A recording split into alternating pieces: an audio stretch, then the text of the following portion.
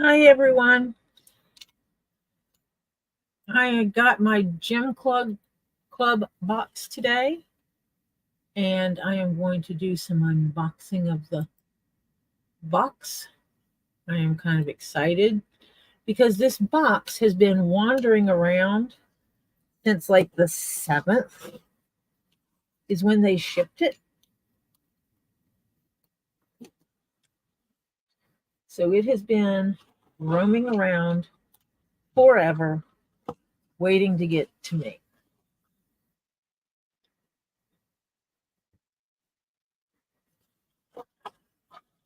So I'm a little bit excited about this. Don't think they put anything in here that's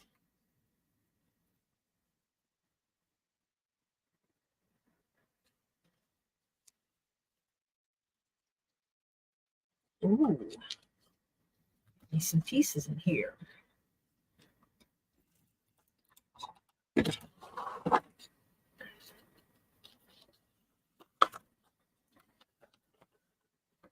First thing is the letter from the gym club. They send this. It says, "Greetings from the gym club. We're thrilled to share another month of gym filled joy with you. As you unwrap your gym package this month, here's a fascinating gym fact. The rarest gemstone in the world is Panite, Panite, discovered in Myanmar, Myanmar, in the 1950s. Panite, let me see if I can get it clear on here. Painite, was initially thought to be too rare to exist until more specimens were found. It remains one of the most sought after gemstones due to its scarcity and mesmerizing reddish brown hue. Don't forget to join us live every Monday and Thursday, 6:30 p.m. on TikTok. And this month's collection tip: invest in a quality flashlight for your gem collection. Investing in a quality flashlight for your gym collection can make a world of difference. We recommend a flashlight with multiple waves of UV light, as well as white and yellow light settings. The versatile tool allows you to observe your gems from various perspectives, revealing hidden details and enhancing your overall viewing experience. We truly appreciate each and every one of you for being part of the Gym Club. Your passion for gyms and support means the world to us. Thank you for being a valued member of our gym-loving community. So get this letter, and you get a letter with most of them. Hi, Flutter. And according to the paperwork, I'm going to have to look up how to pronounce this one.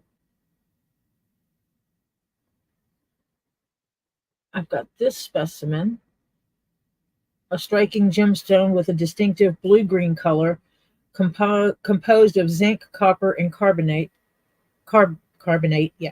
This mineral is commonly found in locations such as Mexico, Australia, and the United States. Metaphysically, this gemstone is associated with enhancing communication skill and facilitating emotional growth.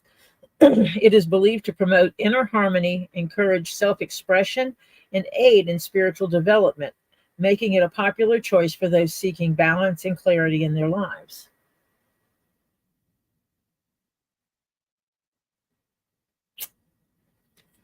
And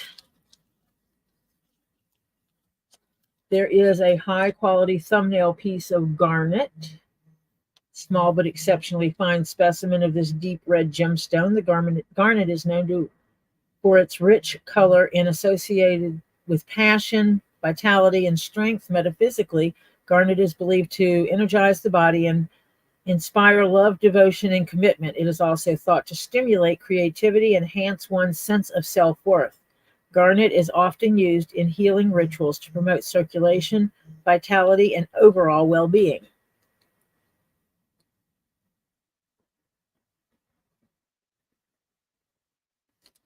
And the third one is pink amethyst from Argentina. Meticulously chosen for its top-notch quality, this pink amethyst from Argentina is a rare and enchanting gem. Sourced from the picturesque landscapes of Argentina, this gem displays a delicate pink hue that exudes a sense of tranquility and sophistication.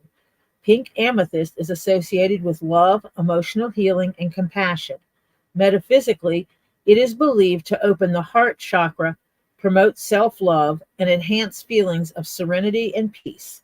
This gem is a symbol of beauty and grace, making it a valuable addition to any collection.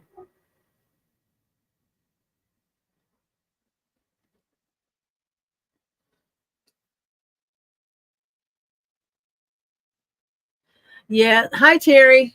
I guess you might, you know, I'm going to take these and they're going to be disposed of because I hate them. I hate these. The cats love the peanuts. They like to capture them and run around the house as if it's a caught mouse. They will tromp on them. They will throw them around, and they will bring them to you like they just killed a mouse and they're trying to feed you. If we have styrofoam in the house, we wind up with styrofoam everywhere in the house. And this is well packed. I just have to. This is a smaller container, so I'm thinking this might be the garnet.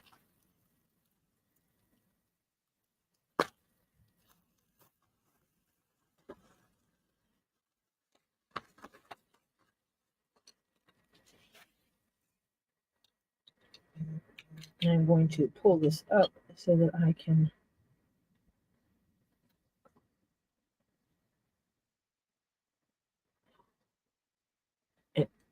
Oh, man. Hold on a minute. I know what I'm going to do. There is another phone in here. And this other phone, wherever it is like just sitting over here. Let me see if I can remember how to get in this thing. Oops, that was not it.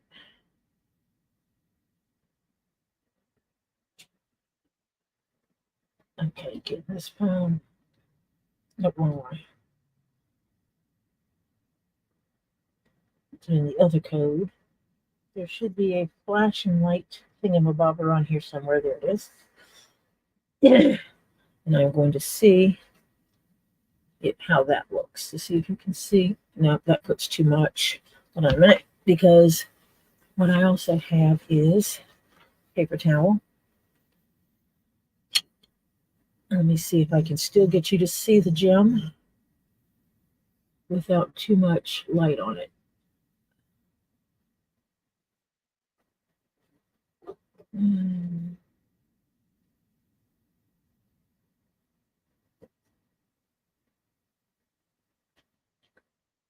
Trying to get it where it shines through there. You can see it shining through the garnet.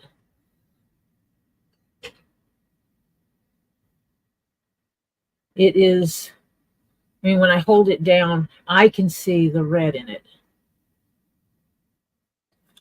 It is beautiful. Turn that phone over, put that back in there. This will get put in one of my special boxes. And this is the garnet, so I will stick him on here. Yeah, give me a couple of clips on that. Let me see. One more? Yeah. One more. Let me see if that made a difference in how this little baby shows up. No. I don't think that makes it show up any better.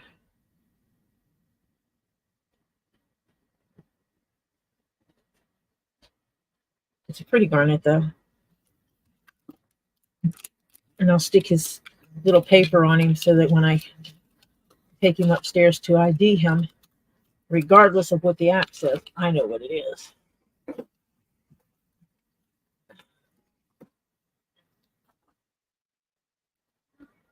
Next in line. Let's see what this one brings. Hi, Jennifer. I'm unboxing some pretties.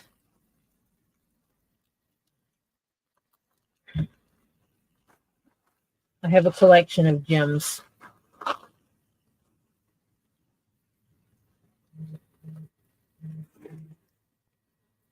Okay. So this has to be this blue-green stuff that's on this piece of rock.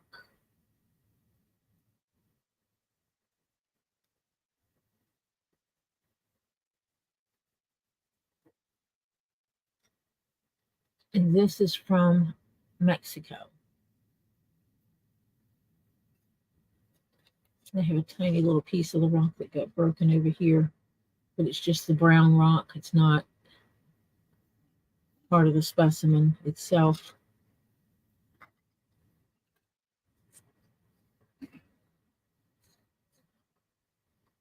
So it says it's some blue-green color composed of zinc, copper, and carbonate. So I can't tell what kind of stone is with it. This is very black, this piece of it. And the rest of it's just a brown color into this off-white color down here.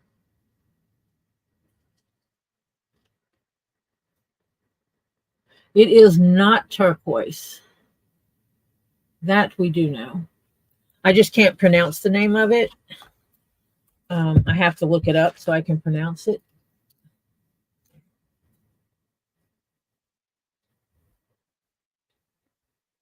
Aurichus alcite? Aurichus alcite? I don't know.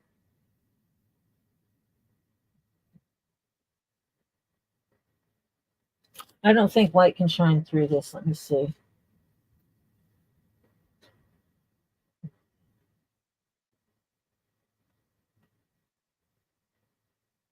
Oh, come on.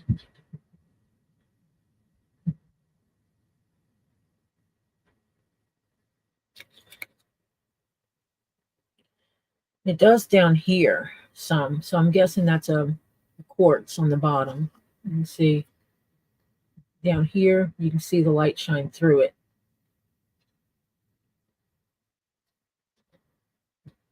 The back of it, not so much. This is more solid. And again, it gets this black. That black is not black. Oh my gosh, it's purple. And I don't know if this will pick up on here or not. I might have to take a, yeah, you can see a little bit of the purple in here. I'll try to turn it to the, see that little bit of purple in there?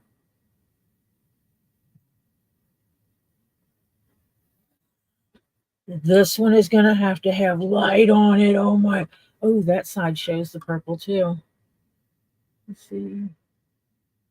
Trying not to blind you with my flashlight on the camera. Flashlight. Ah, come on. Come on, cooperate with me. Light. That's giving it the light the right way. But yeah, it's a dark, rich purple. It might be something I have to take a picture of. Let me see if I can cover it up a little bit with the, kind of dull it down and still light it up, if that makes any sense.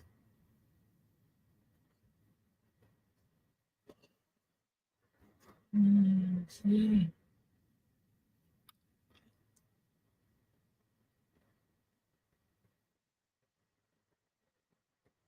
Yeah, I'm not seeing it in here as much as I can with my naked eye. I can see it really good. And a piece of this broke off. So I've now broken a little piece of it off. That'll have to go in my mixed specimen jar because I don't throw anything out. So this one is definitely going to have a light shining down on it.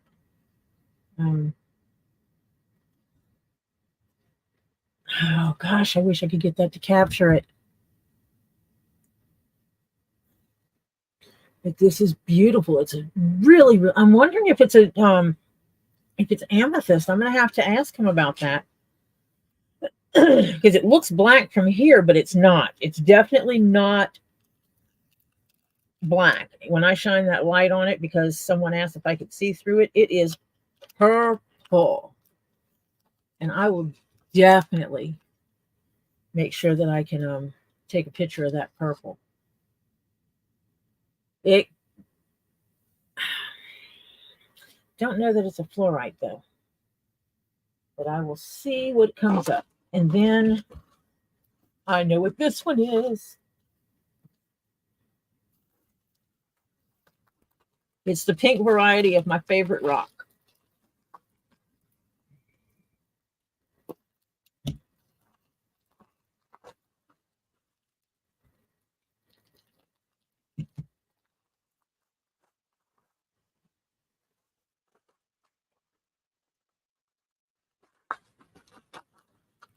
But if I find out that that's amethyst, that's going to be my darkest piece.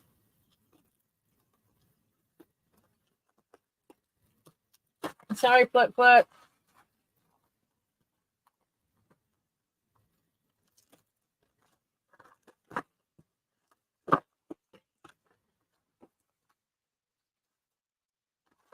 And you like purple too, don't you, Flutter?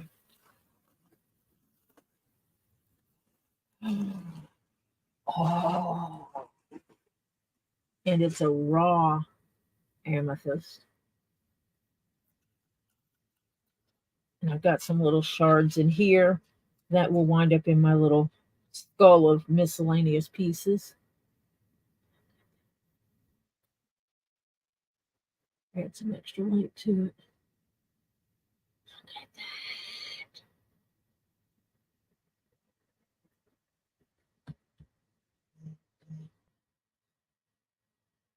I don't have a pink amethyst. It's this pretty. I guess I do now. It's got a little cavern. Let me look at my little cavern down there. That thing goes pretty deep.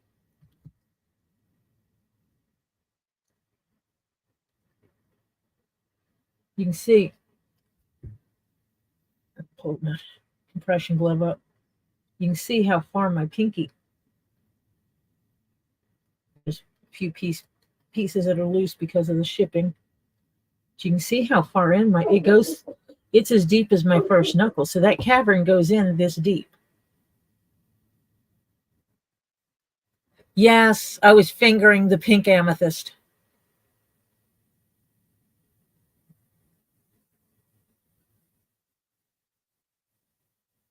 That is a beautiful specimen. Some nice clear points in here.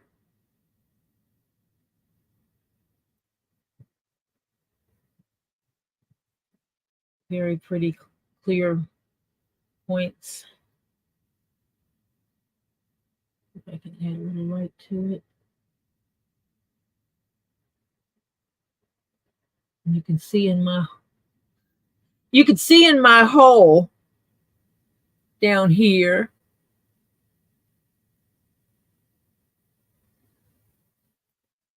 Oh, she pretty. I've determined this rock is a girl. Let me see something. Oh, nope. No way to shine light. I could possibly find a way to start grinding down here, but I'm afraid to. Because that would be cool to grind it down a little bit here until I found the crystals so that I could set it on a light and have the light shining up through the hole. But I'd be afraid of jiggling it around too much and having this happen to the whole thing. Because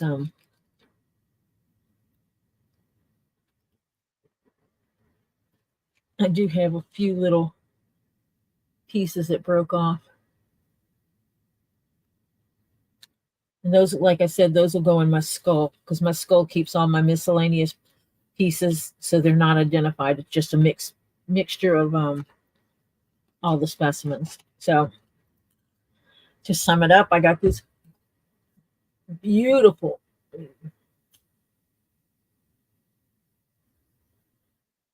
Okay, it's not going to have my. I'm trying to get it to go to my app. Yeah, there it is. See if I can get this to scroll down a little bit. There we go. So I got this beautiful pink amethyst from Argentina. I don't think I have any other amethyst from Argentina.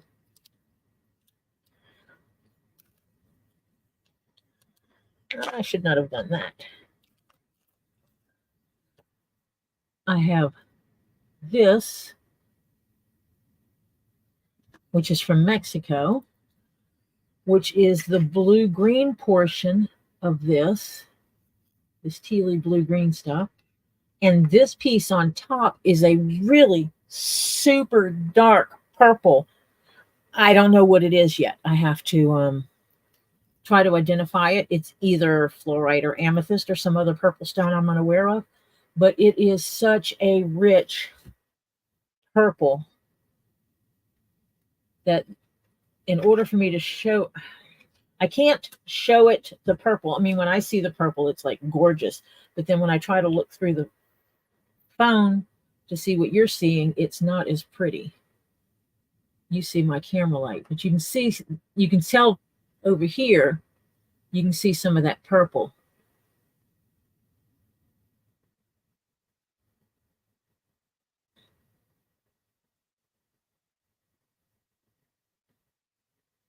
I'm trying to cover it up all the way. Cover the light up all the way. It does not show you what I see. Even when I try to turn it to the way I'm seeing it, it's not showing up on the camera the same. Which is a shame because I thought that was a black rock. I really did. And then when I looked at it, it's like deep, deep, deep purple. So that's this one.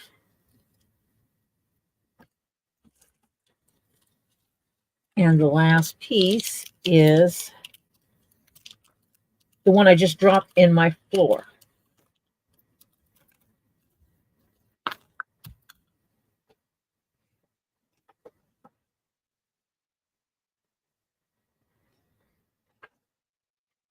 Which is a high quality thumbnail piece of garnet, which is this pretty.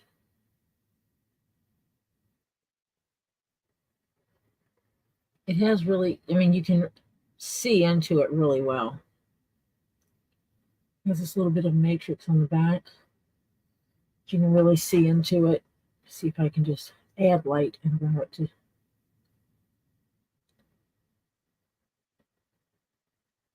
Oh yeah, now you can see into it a little bit.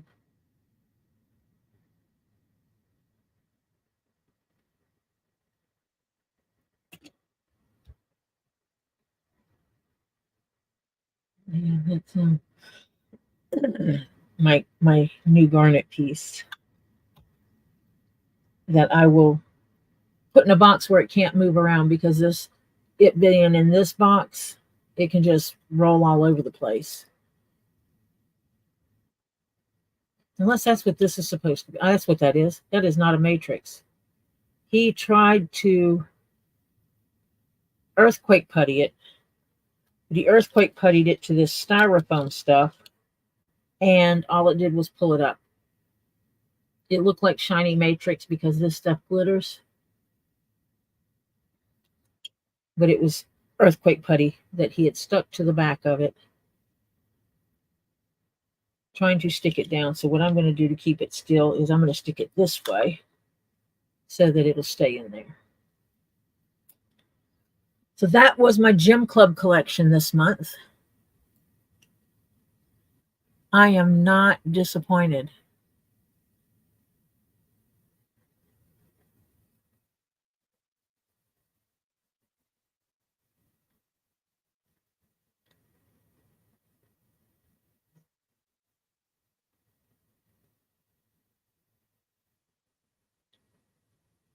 Wait, one of your totes is missing?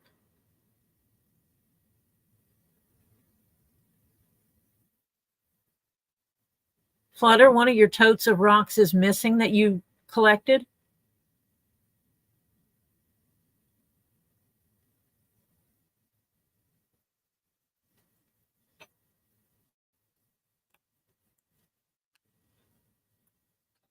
Oh, dear Lord. And that's when you go say, if you know who threw it away, you go and you say, now you owe me over $600 because that's what you just threw away. You threw away $600 of rock. Pay up.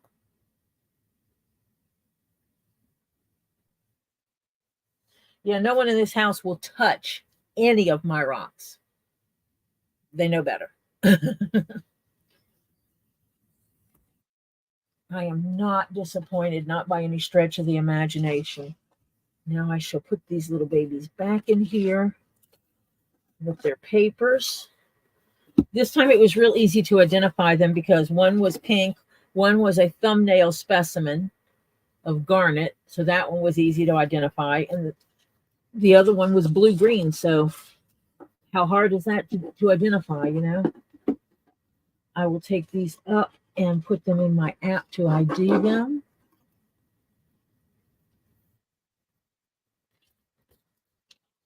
So these will get put in my rock identifier app tonight.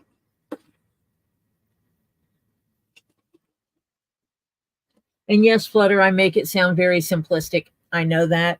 I do not mean that as a put down or anything like that. Our situations are very different, I'm sure.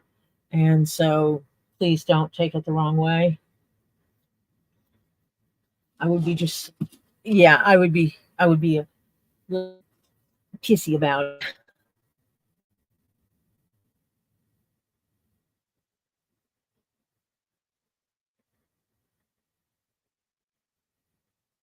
Yeah, get a lock for your she shed.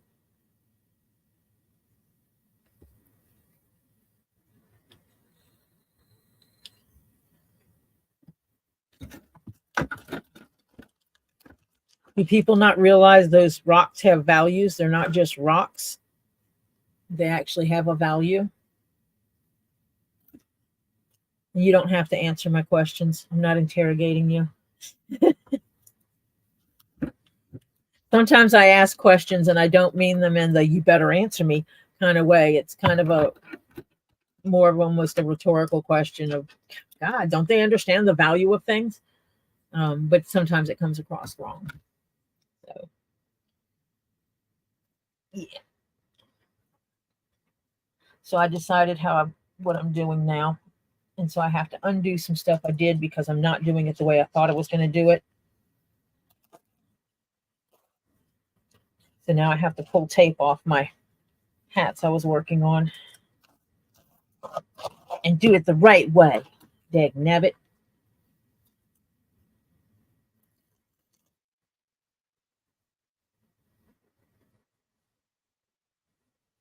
Hey,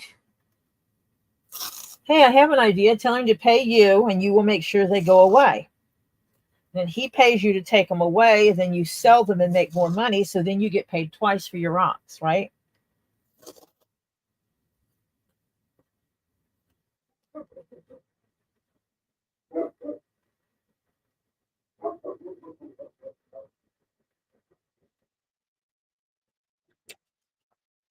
Someone sounds jealous that they didn't think of this rock thing.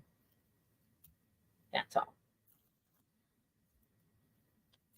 I mean, Jeff doesn't, he does, but he doesn't understand my desire to collect rocks. And, you know, it's like, oh, look, honey, isn't it pretty? Yeah, it's a rock. But I am blessed that he tolerates my rocks.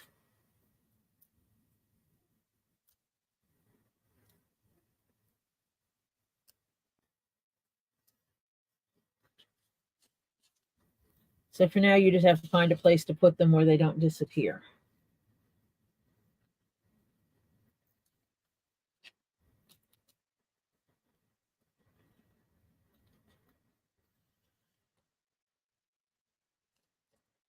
And see, I have the philosophy of who does it hurt by you having these rocks? That's kind of my thing.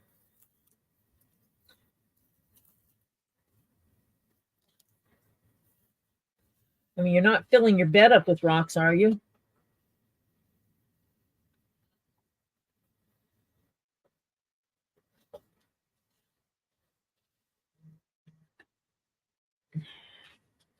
Totally redoing this piece.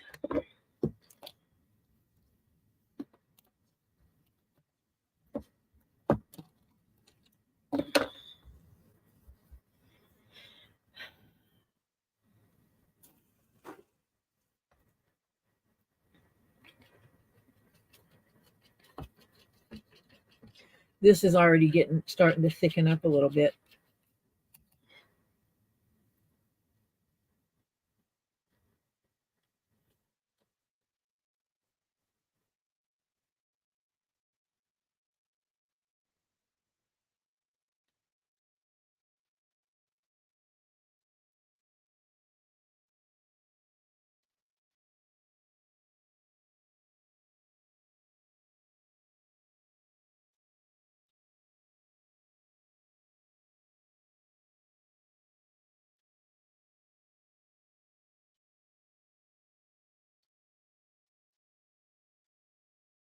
Well, you know, the rocks up there where you are beautiful. That maybe I'll hit the lottery and I can buy me a little house up there, or I'll buy me a house in Florida, a getaway in Florida, and then I can hire you as a caretaker.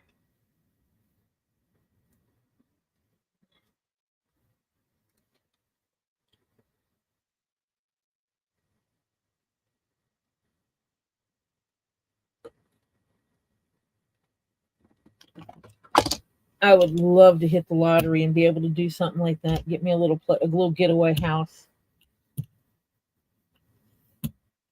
and then find a good person to be the caretaker for the property, which basically means live on the property free of rent. Um, you know, some of the stuff you'd have to cover yourself is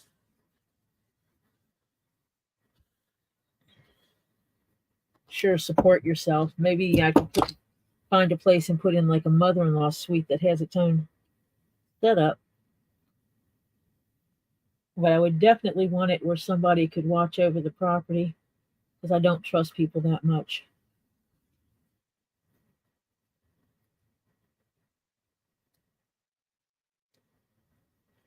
Flutter's like, yeah, buddy, move me to Florida. Go ahead, make me move to Florida where I can go hang out with Robbie and Z and animals and stuff. And then go to the beach and fish all the time.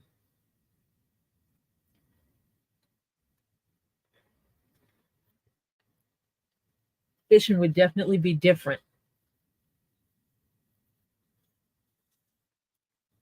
because it would be that saltwater fishing instead of the freshwater lake fishing like you're used to. I mean, I'm sure there might be a place to freshwater fish down in Florida. I don't know. I haven't looked, but I know there's a lot of saltwater places to fish in Florida.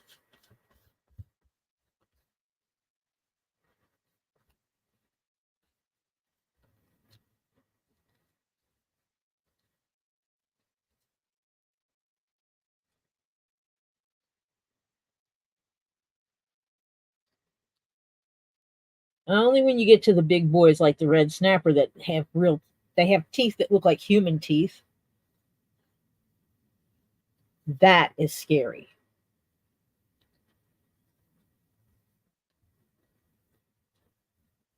First time I saw a red snapper, I freaked out because it's like, that fish has people teeth. I was 15, 16, first time I saw a red snapper and those people teeth looking at me in a fish market. It's like, whoa, that's abnormal. Fish are not supposed to have people teeth. It looked like someone took a baby's teeth and just put it inside of a fish's mouth. because that's what they are. It's like a full. Think about a baby the first time they have a full set of teeth, and that's what the red snapper looks like, and when he opens his mouth, those teeth about the size of uh, a young child's teeth right after they got their first teeth, after they got all their teeth for the first time.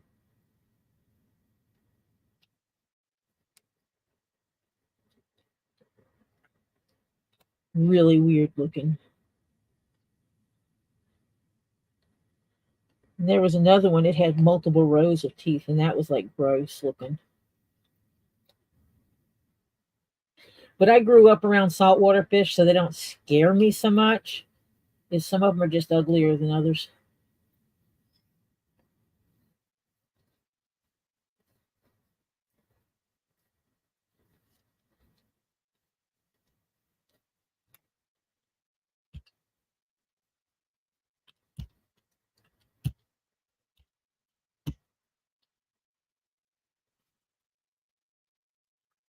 I got glue on my gloves, so they're gonna have to go be hand washed tonight. I've been trying to be careful every time I wear them, which is pretty much every day. Wearing a pair, and now I have a couple of pair that have glue on them.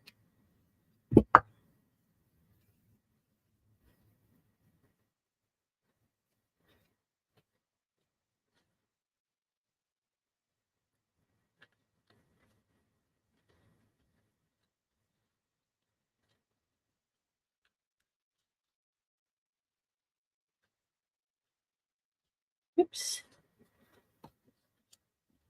I don't know who else is here today. Marcia is. Free Spirit is. Jennifer is. Flutter is. And Terry was. I'm pretty sure I saw Terry up here when I first got on. I said hi to Terry.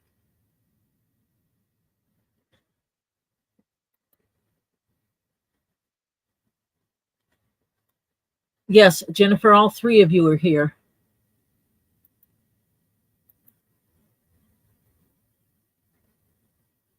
Hi, Sandra. I showed off, undid my unboxing for the gem club, which I will show those pieces again. This little baby has to dry before my next step. I'm gonna have to cut me a bias strip also. Well, technically it won't be a bias strip because you don't cut animal skin on a bias.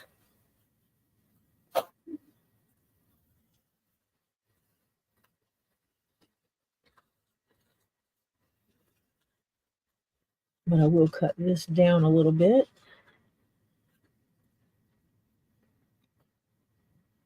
Okay.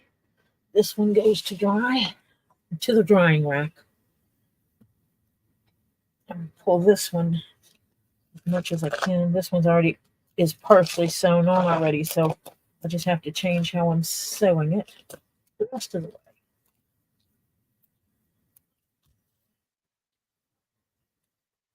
Since I just changed my mind.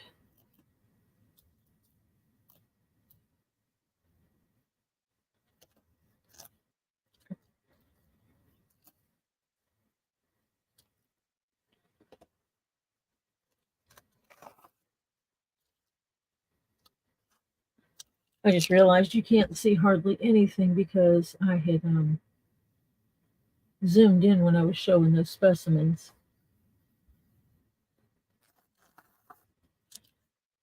I did a lot of taping last night to working on my thought process of how I originally said I was going to do this. And then it was like, no, something's not right. I'm not stitching this down. And I went to bed, and about 15 minutes after I laid down, I'm like, duh, you've done this kind of thing 1,000 times with fabric. Why are you trying to do it different than what you would do it if it was fabric? Go back to the basics.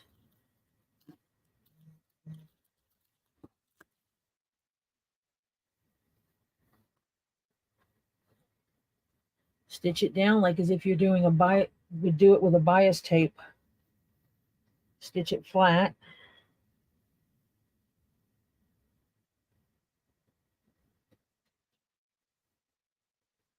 There we go.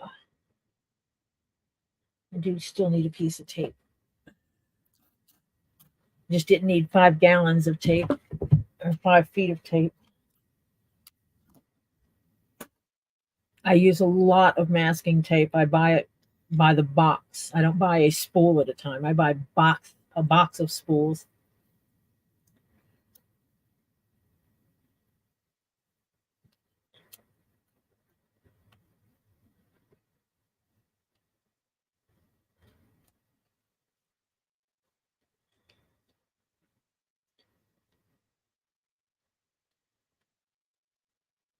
And then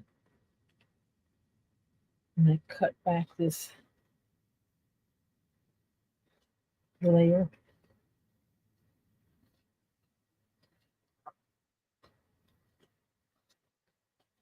Because when I started to do it the way I thought about doing it, I didn't like the way it was coming out.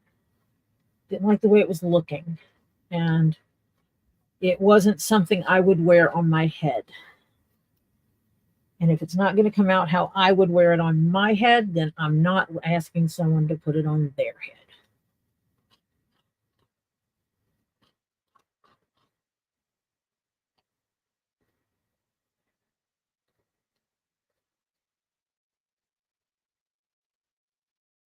And I'm gluing it so these layers will quit shifting.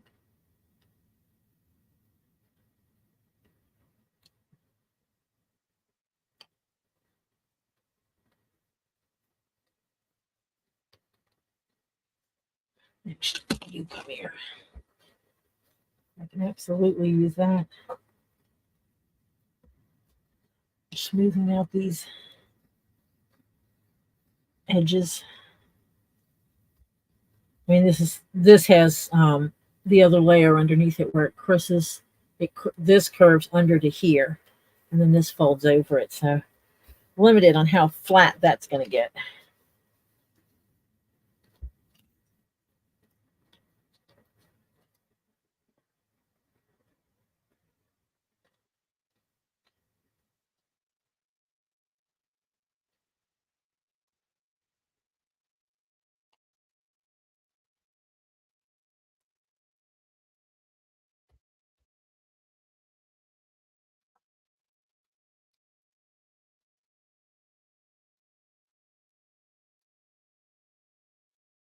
There we go.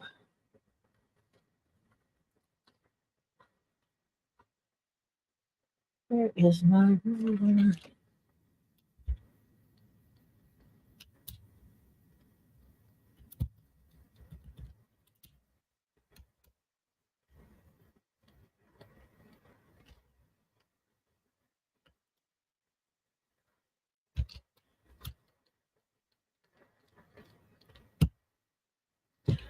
And when I say it's not something I would wear, I would not wear a white Garrison cap because it's not my style. But if the quality is not what I would wear,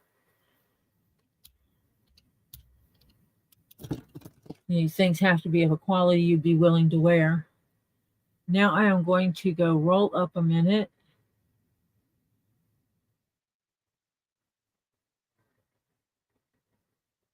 I'm going to read.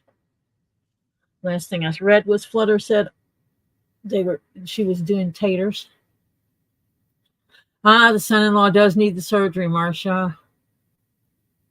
Sorry to hear that, but I'm glad he went when he did and didn't wait till he had a crooked hand.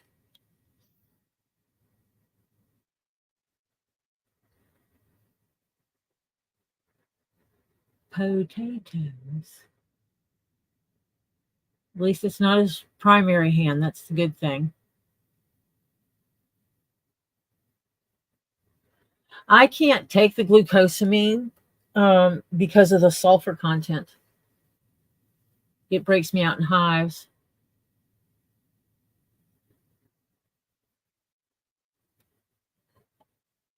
Yes, it is. It is the white on blue. It's It's very specific. The lady wears a lot of white with blue. He wears a lot of black and blue. She wears a lot of white with blue.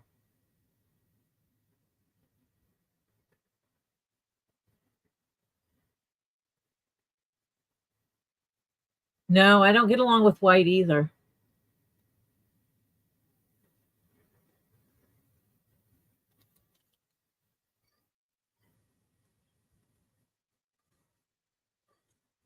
Maybe son-in-law will start taking better care of himself instead of waiting. Ha ha, ha ha, ha ha. March, I am being silly with that because we all know the likelihood of him taking care of himself in the future is just not there. Guys don't take care of themselves the way they should. Most guys don't. Some guys do. I will say that. Some guys do take good care of themselves.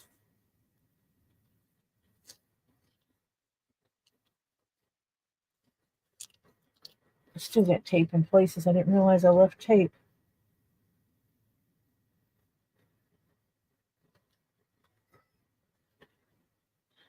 And I think I'm off the screen for a minute. But this is what I need to do to get it where I need it to be. So I will have things back on screen in a moment. Because me being able to get things right is the singular most important part of this process. More so than anyone seeing what I'm doing is making sure it's right, because tonight I have to have these babies finito.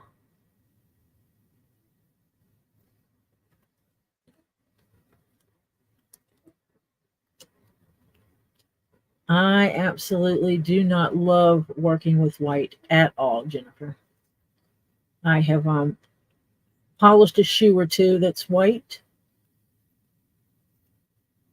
I have cleaned and polished white clothing, leather stuff that needed it.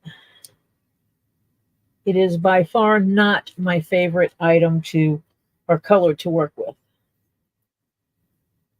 Not at all. I'm just putting some more glue in here and then I'll be rolling it out.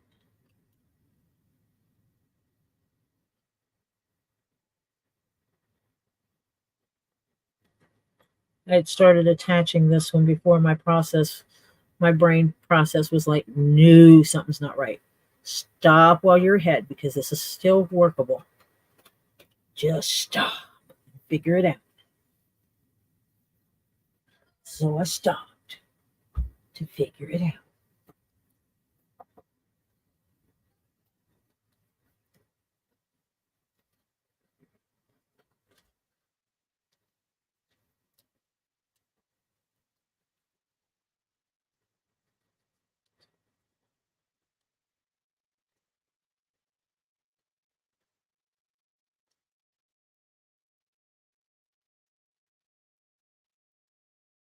And I have been told, just walk away, walk away.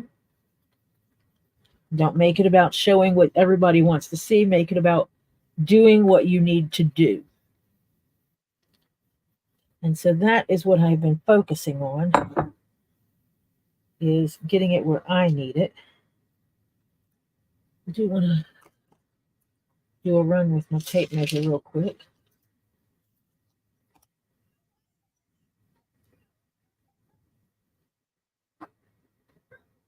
On the top of that.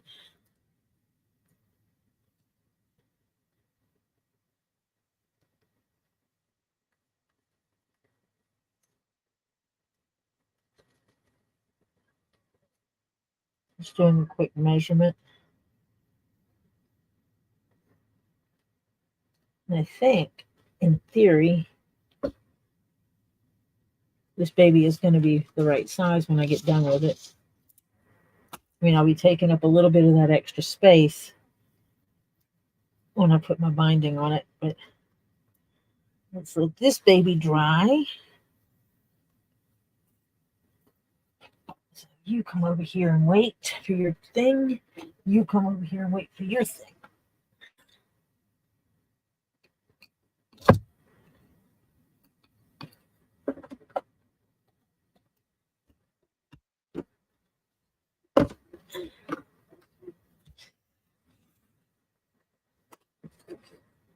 This goes in my gym club box, which is over there to be taken up. White hide is here. Left of the white hide.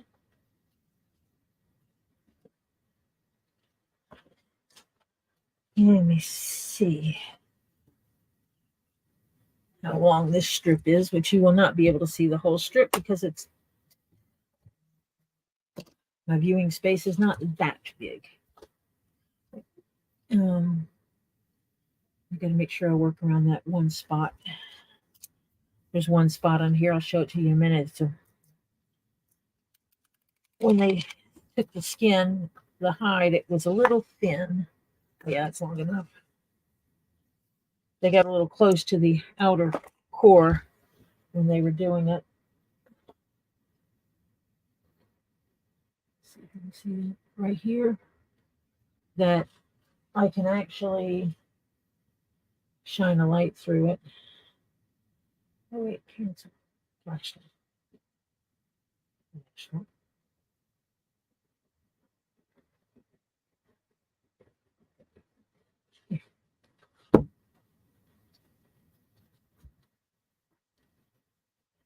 Oops, sorry. You can see right there. Right now you can see it with the flashlight shining through it. It goes almost all the way through. So I just want to make sure I skip that portion when I'm working. I actually saw it from the back before I saw it from the front.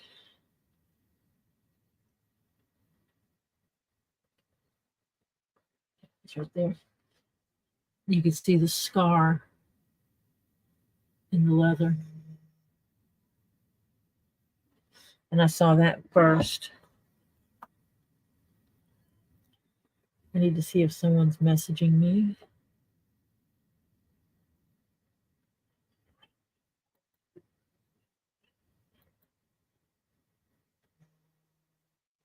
I am getting messages, but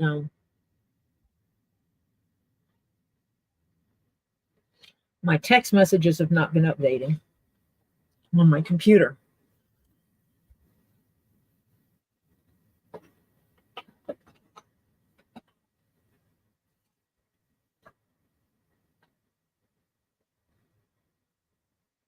Yes, I remember said white Betty Boop jacket getting worked on. I also know that the compensation for working on said Betty Boop jacket was insufficient for the work performed. I will just say that and leave it at that.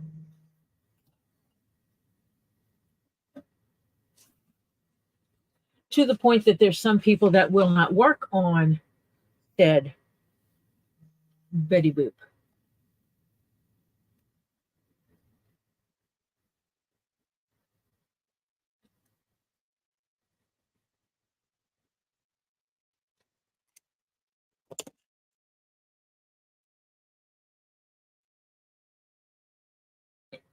And I will not commit to working on said Betty Boop unless it's a commission job to bring home.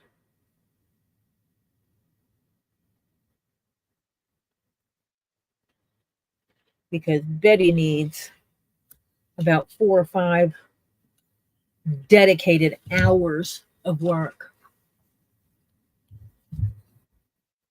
Not a quick in the stands.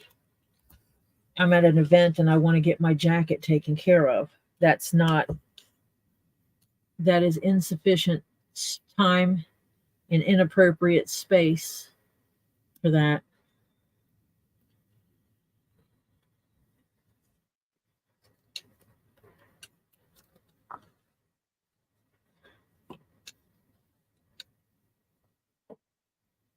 mean, heck, when I did JP's vest, he handed me, I think, 30 or 40 bucks. And all I did was wash and condition it. And they didn't even get that for doing that jacket.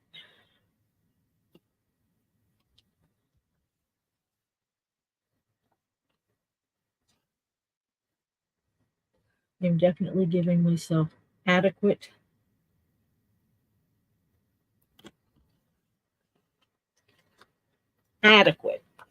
width of this stuff to work with. Let's see, can I get... Yeah. I'll just make sure I put that piece on the... I know where I put it. Make sure I'm putting it on my free edge.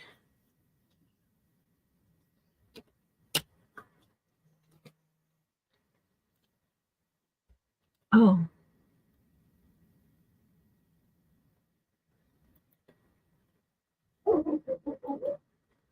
Okay, now messages are coming in, but they're not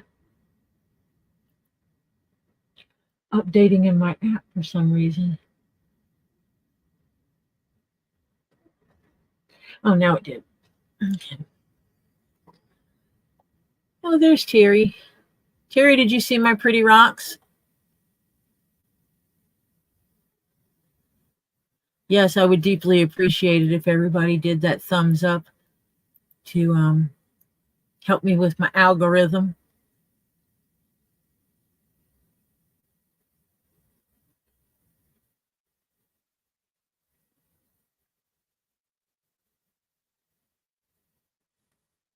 Yeah, they wanted me to put my hands on it, and I said, no, thank you. I don't care to participate in the attempted rush job on said jacket.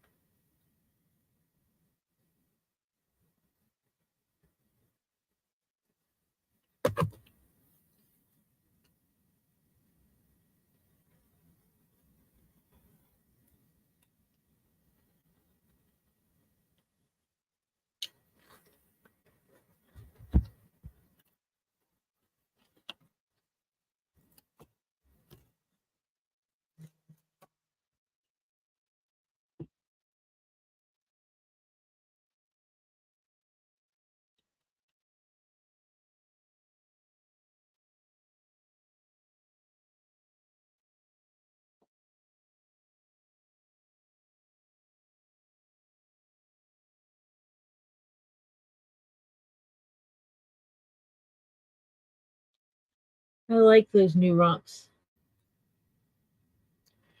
Definitely not disappointed. I just have to figure out a way to showcase the one that has the what looked like a black rock on it that's actually purple. I am going to have to message Reed and ask him what the heck is included with that. That is such a gorgeous purple.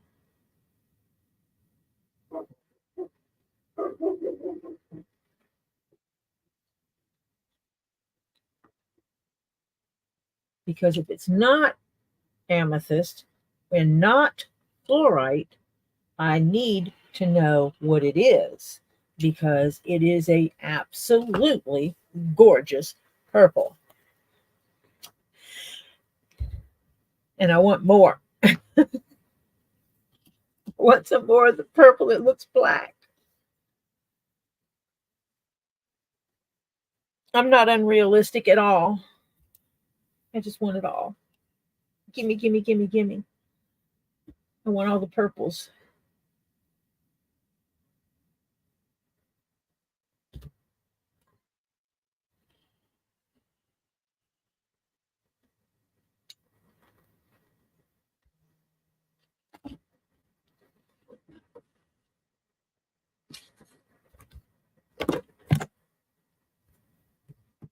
I just dropped my glue stick.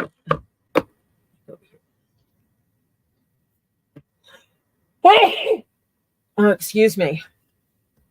My allergies. I went out in public today. I got my Tahoe back. So I went out in public today. It has to go back to the shop tomorrow to get his little knock module thingamabobber fixed. Whatever the hoot it is.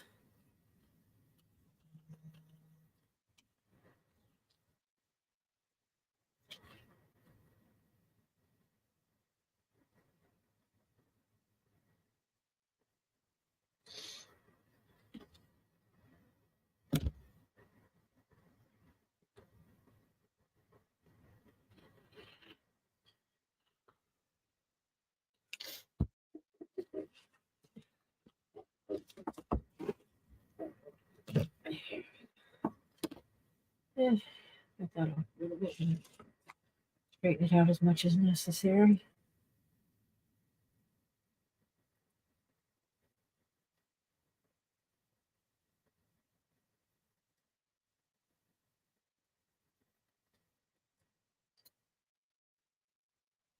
Stick it. Put my ruler down where it belongs so I don't lose it.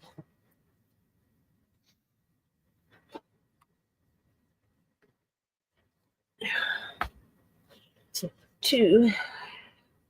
I don't know why I taped this down when I got to cut it first.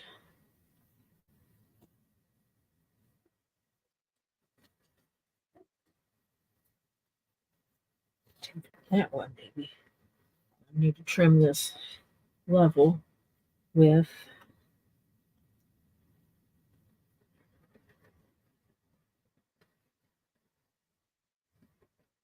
the rest of the hat. Actually, I might. No, I want to do that because I need that for my guidance.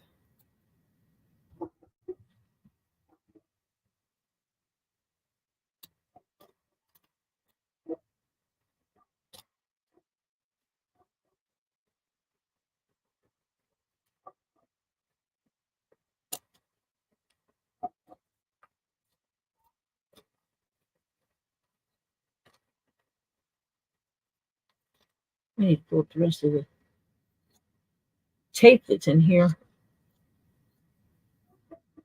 I guess I will. I don't have to. It's not going to show because there'll be a binding around it.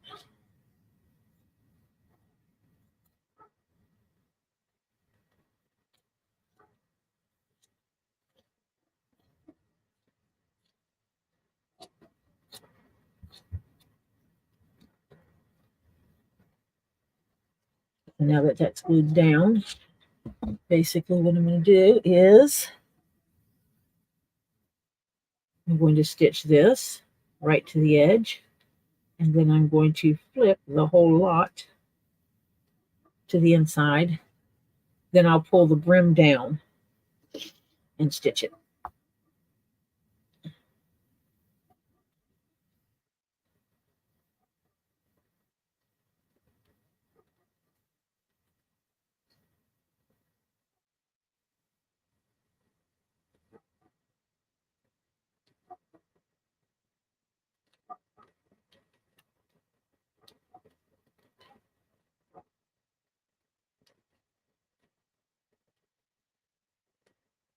Which will cover everything on the inside that I don't like.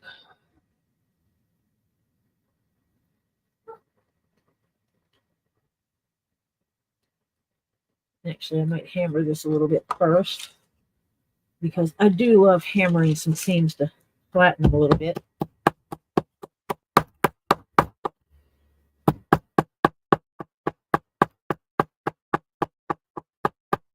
It seems to take out some of the bulge when you smack it around like that.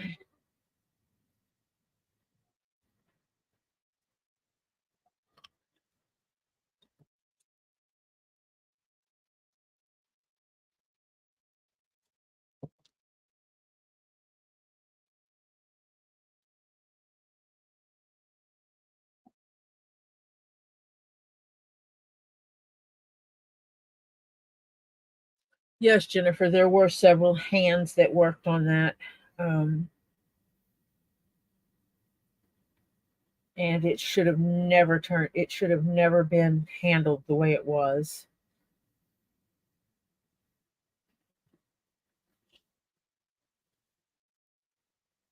Actually, let's start from this edge.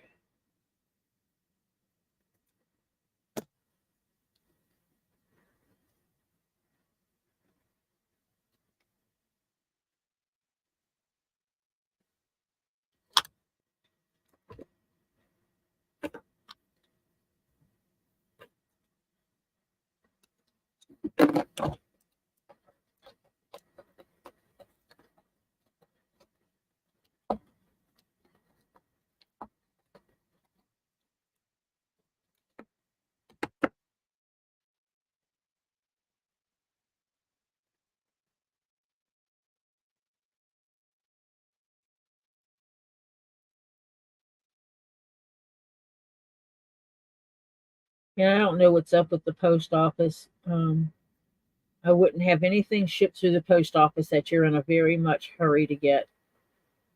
It took 10 days, actually, technically 11 days, for something to get from Pennsylvania to Georgia. 10 days. That is insane.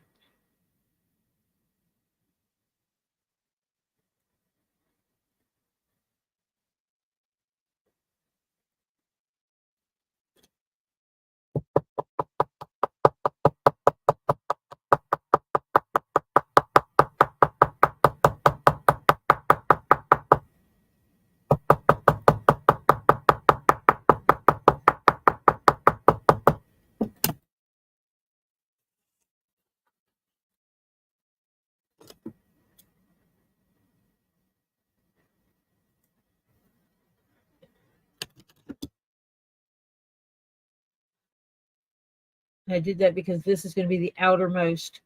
When it's flipped, this is what's going to be on the outside seam edge. So I want to start with that. And I'm only going to clip a couple of spots.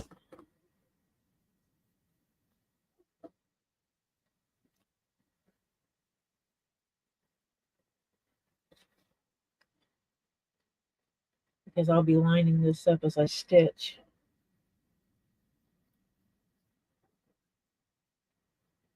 And I will be stitching only about 1/8 of an inch in on this.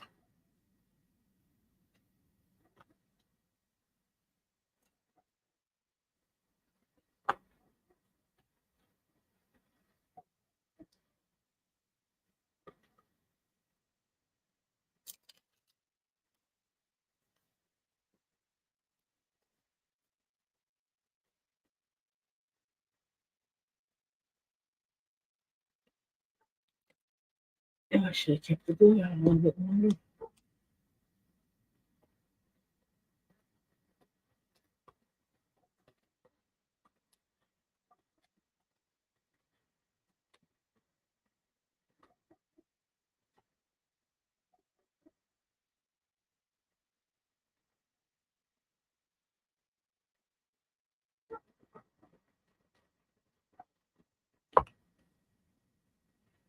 And the glue is serving two purposes. One is it does give um, the whole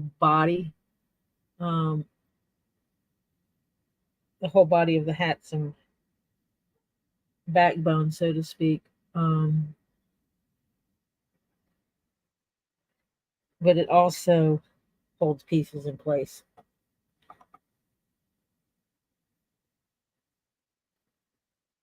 But it'll hold things in place while I'm stitching. And it will give it won't make it so floppy. Because this is made from 2 layers of floppy, very floppy leather. And you don't want it to behave that way when it's made into the hat. You want it to have some structure. You want it to have nice structure. And that's like this hat is sitting up on its own because of the glue layer between the two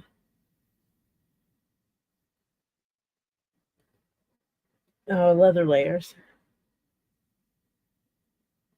that's giving it its structure.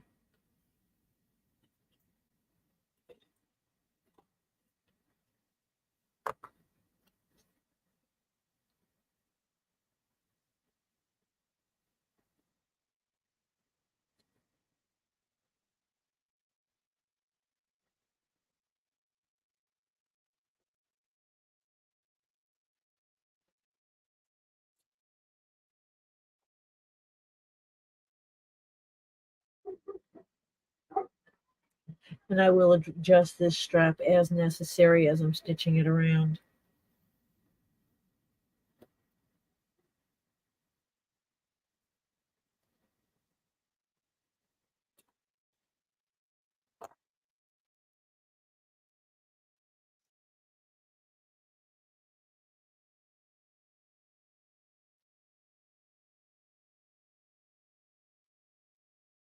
Oh yeah, there's plenty. And I'll cut this off when I get back here.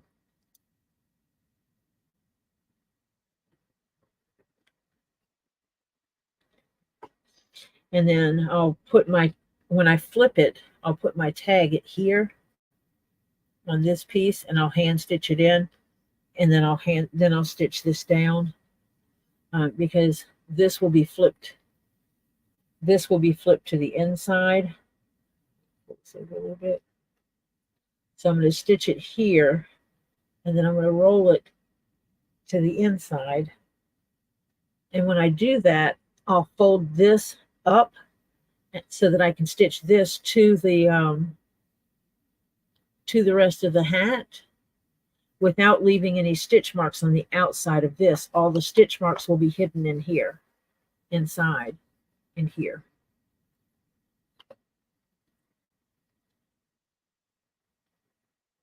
Which would just look better. I think. I think it'll look better. In my opinion, it'll look better that way.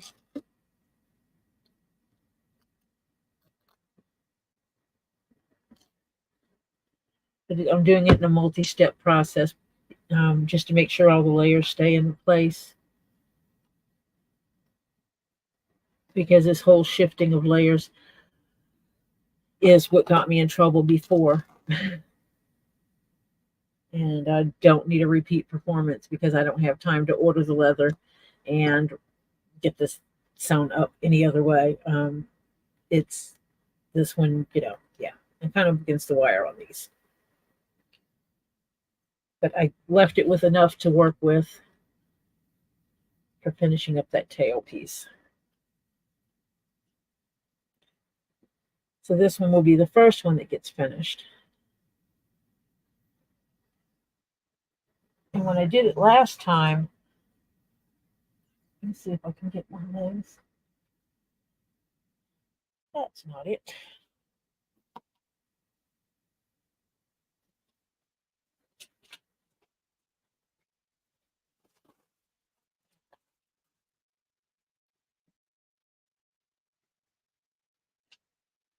I gotta have all this other stuff over here. I think I sewed it to the outside last time and it showed the stitching. Yeah, I did.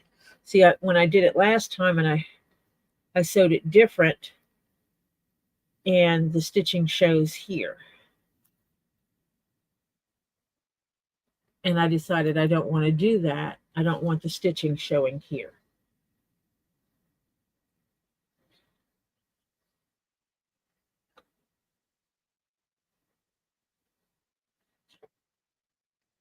And I'm definitely making it bigger because I can fit the old hat inside the new hat. I can fit the old hat inside the new hat completely. So yeah, and I've put the crease in this, but I haven't done it to the level that I did the other one. I just hate that you can see the difference in the blue here. Just hoping this brighter blue works for them, because that's what I could get. And sometimes you work with what you can get. So that one will be ready to stitch up in a little bit.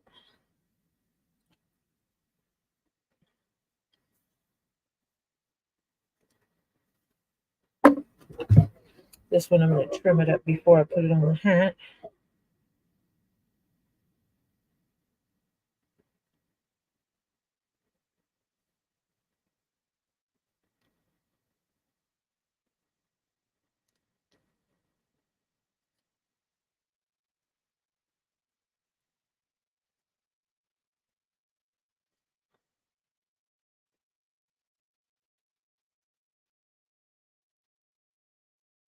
Glue on my fingers. I feel like a kindergartner.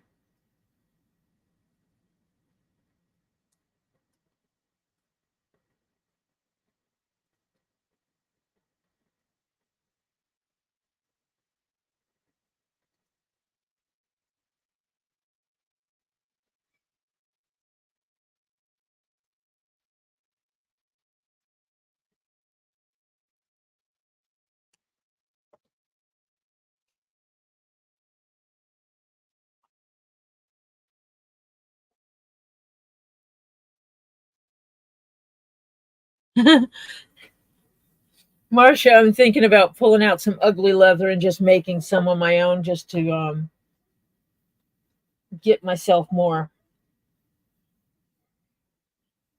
Actually, I think what I want to do is not use this really wimpy thin leather and try to get a leather that has a little bit more backbone to it, so I'm not working with these two layers. And I would definitely do it differently.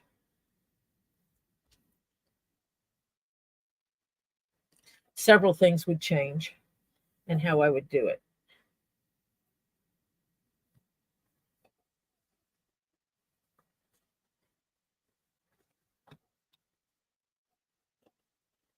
Let me see.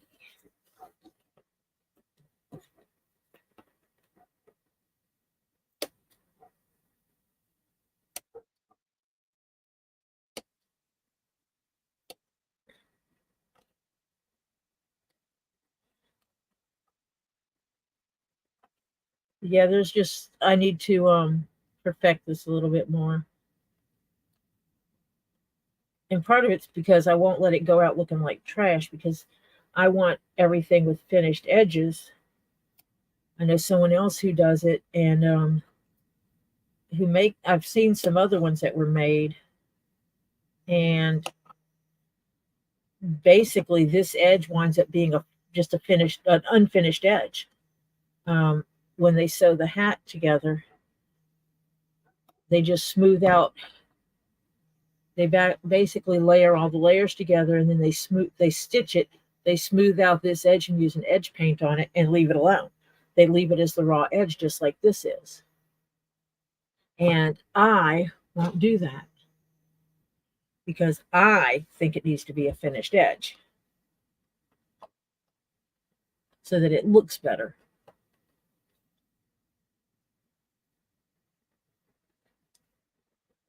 Because I am weird like that.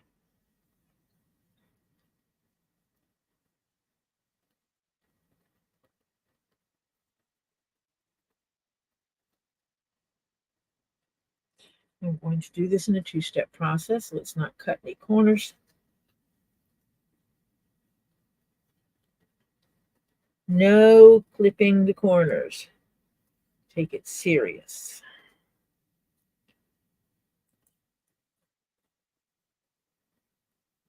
And I know you cannot see what I'm doing because I am clipping it together just like I've done before. You guys have seen me do this part before, where I put all my red clippy clips on here, which I know I can't sew with. I don't know why I'm bothering, because I can't put this under my machine with the clippy clips on it.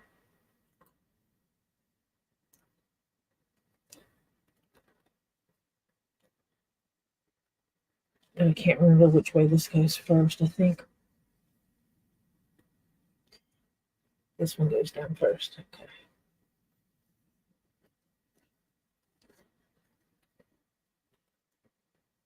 But I still need to start it from the center and go round. And then go back again, because that's the only way it's going to work.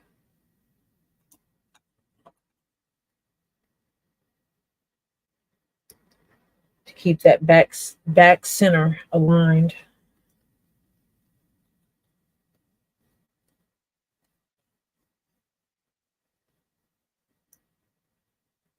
So basically what I do is I have to stitch from this back line to the front to where this folds around. And then I'll come back and I'll stitch this piece from the center back and I'll stitch it up. Let me just...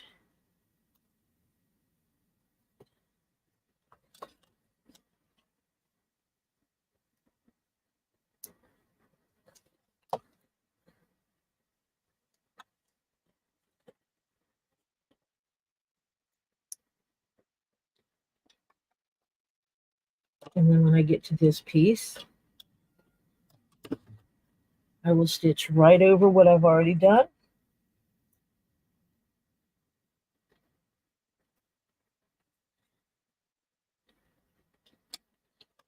Crisscrossing in the very front.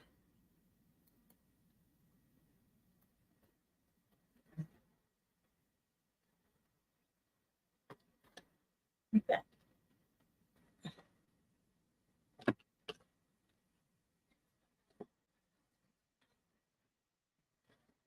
It crisscrosses in the front.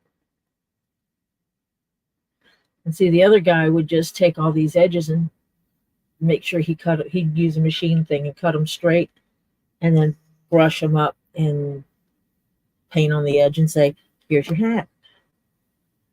He wouldn't put the rest of it in the way I'm doing it.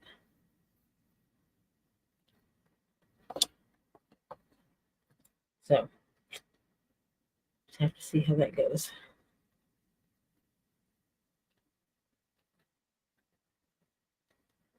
I might have to dampen this to get it to roll the way I want it to. But I am not going to stitch it while I'm online, because I found that causes me too many problems in the past with trying to use my sewing machine, because I have to dismantle things and move them.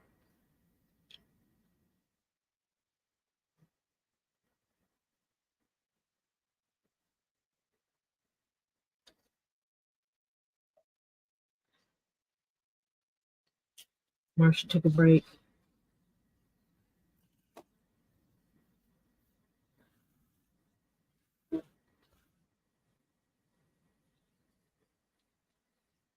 And after I get back from Texas, I'll probably take everything off this table and put my new cutting mat up. I got a black one. This one's kind of getting gnarled up on this end. Actually, each one of the corners, because I rotate it around, they get kind of gnarled up.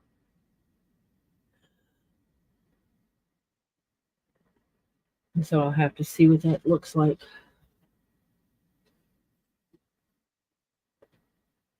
But I'll get those pieces sewn up tonight.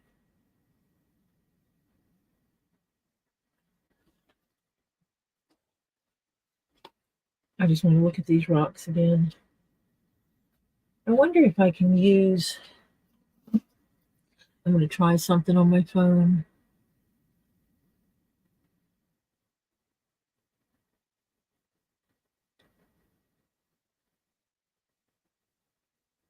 I'm supposed to be able to use my phone apps on my computer.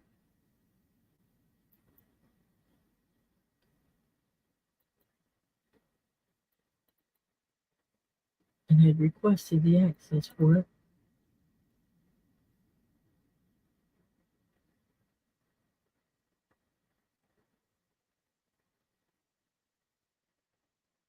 So that's what I'm trying to see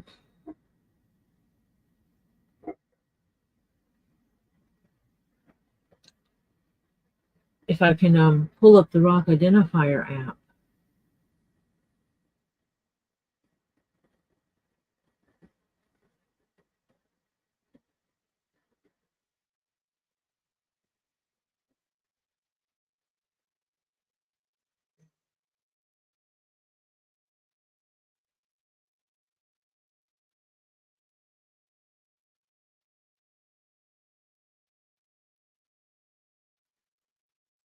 Let me see. I can't tell if it's pulling it up.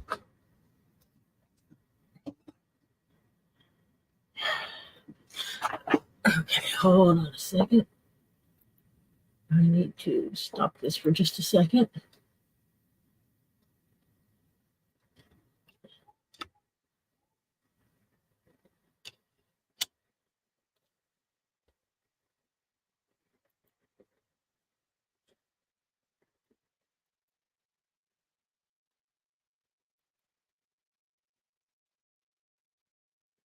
All right, where's my camera? There it is.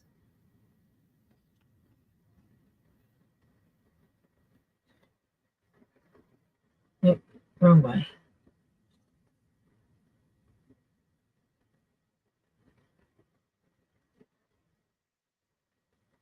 Oh, it has locked my camera up so that you can't see what I'm doing. Interesting. So what I'll do is I'll tell it to stop the camera for a minute. I'm going to see if I can get it to identify that purple stone.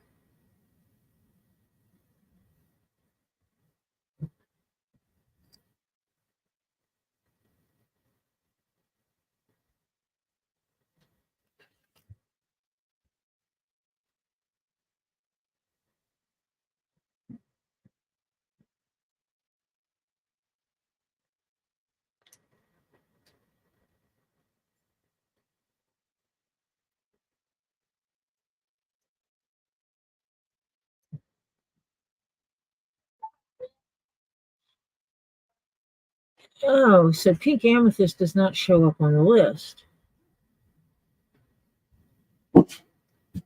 Hi, Topher. Hello. Why are you saying like that? Ah. I could hear you upstairs. Sorry, somebody was getting into the trash. Your dog was getting into the trash? Yeah. Yeah, your dog loves trash. She was getting a little. Topher's dog, Sage, loves getting into trash. Hello, everyone. Look at my pink amethyst. Hey, party. You like my pink amethyst? Yes, indeed. Garnet. Something. Never mind. Garnet. It's a pretty garnet. Come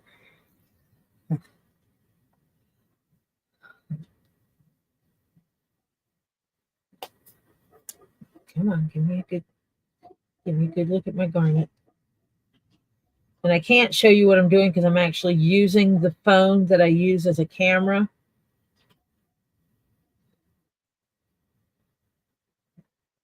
Oh, I've got it.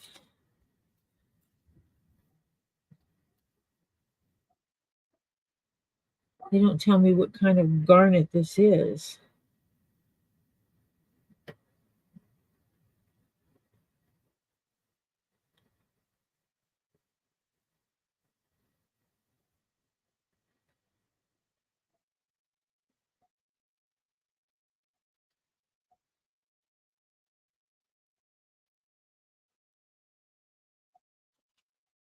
So yeah, this one just says it's garnet, but it doesn't say what kind of garnet.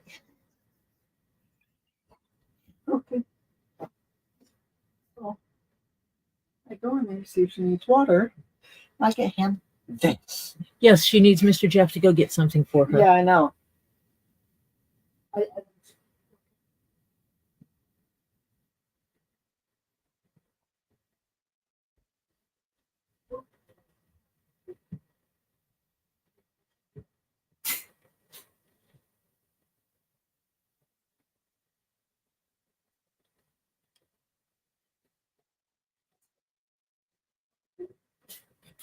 Got my little garnet now has been identified. It identifies as a garnet too. Pink amethyst is the hardest one because the rock identifier does not, it just sees it as a pink rock. So it automatically goes back with trying to call it a rose quartz. It's just by default, that's what it does. Is it identifies it as rose quartz. Good question. Before I head back upstairs, would you like a sugar cookie or two? They're gonna make a new batch. Yes, I would like some sugar cookies. Okay. 1 or 2. Oh, it actually did identify this correctly. I don't want them right this second. I will eat them with my dinner, so don't bring me anything right now. Heads up, they are a bit. They have a crunch to it. Okay. And this does this blue-green thing that I can't pronounce. Absolutely. Identifies quite well in the rock identifier. It had no problem identifying it. Now I'm going to see if it's also, if they also list what it might be found with, and they do not. Keys, where are they? Attached to my purse. Why do you need my keys? I don't, Mr. Jeff does. Oh, they're attached to my purse, sitting. We parked behind him. Oh, wow. Details that he wants to drive his car, and I parked in front of him. I mean, behind him, and blocked him.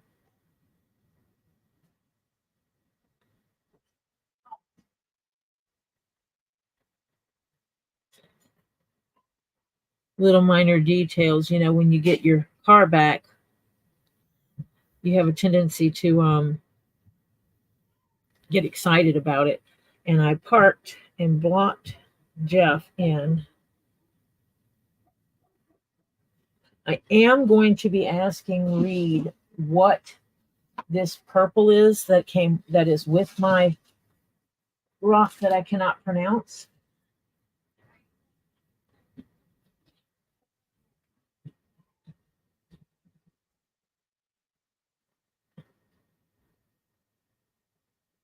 Is it amethyst? Is it fluorite?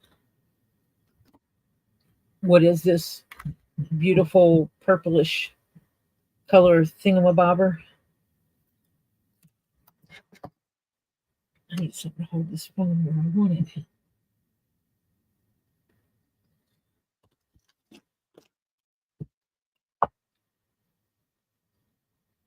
There, that might hold it.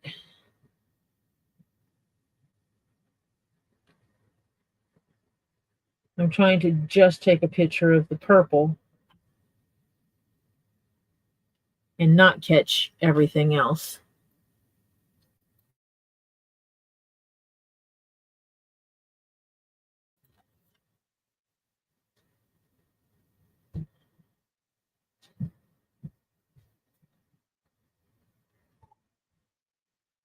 But I wish it said what kind of matrix this stuff grew with.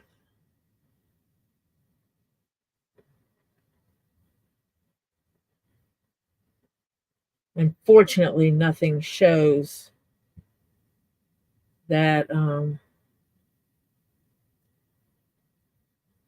it more likely would be with, you know, fluorite over any other, over a standard quartz. Oh, wait, I'm looking here.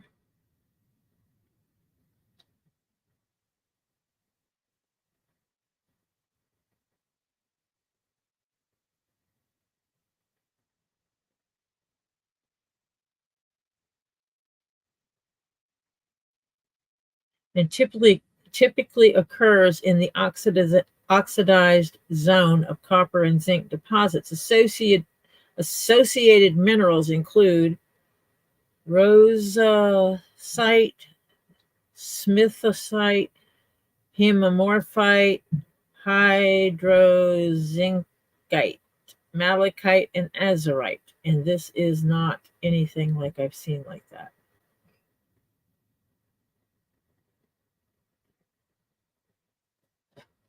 And this one is from where?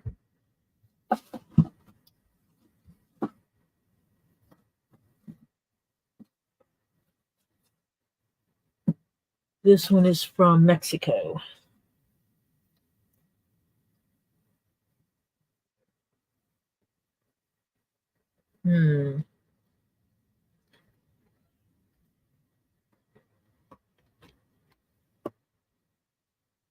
Really, really, really trying to get a copy of this stuff and decide what that is with it.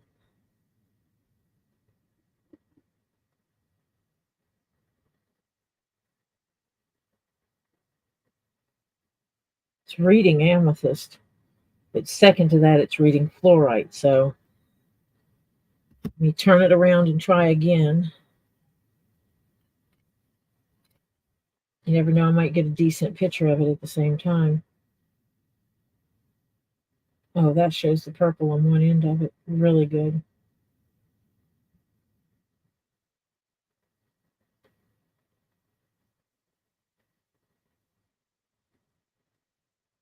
And see, now it's reading fluorite. So yeah, this might just be a question for Reed.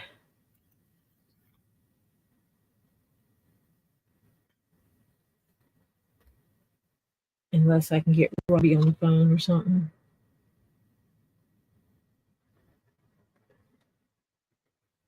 If I can get a good picture of it, then I can send it to, like Lisa and them. Lisa and Kendra.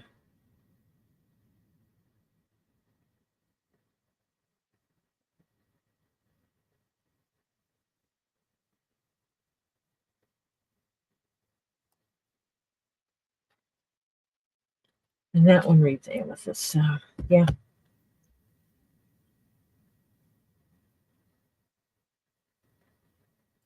Let me see.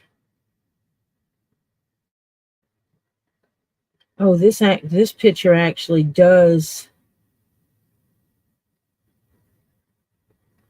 Now I'm going to see if I can get it to show that screen. I don't know that it will let me show this screen. Let me see.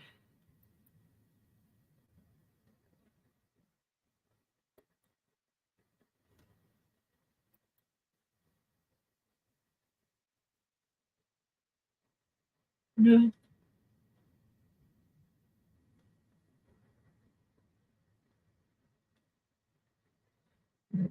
It is not.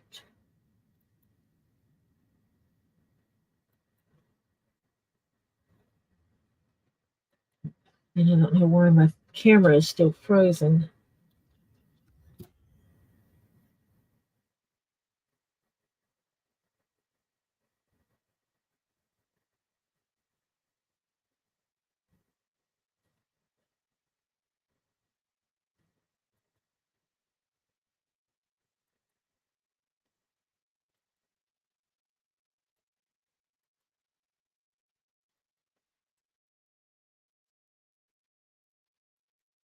Okay, I'm going to have to stop it and reset the app for the phone because it's stupid and it doesn't want the phone to work.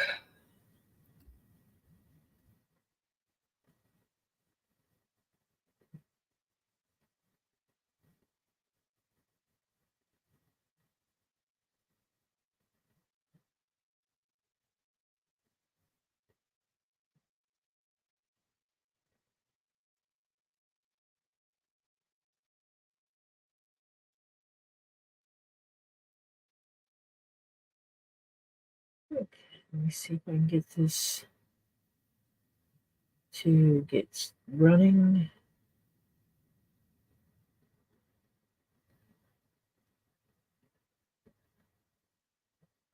Absolutely trying to get this lovely app running correctly.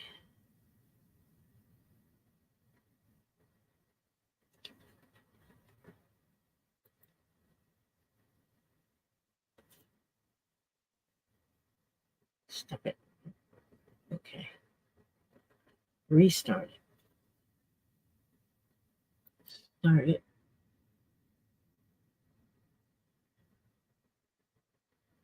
Yep.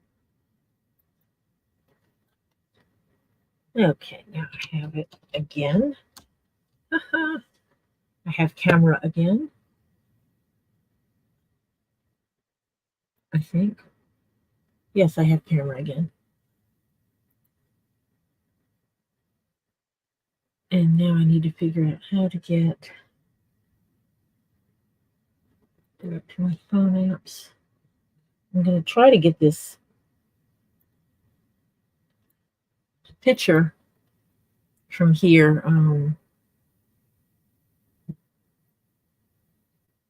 I got a decent picture in my Rock Identifier app.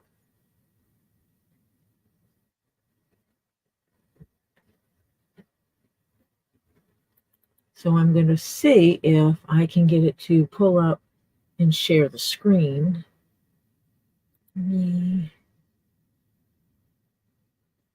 History.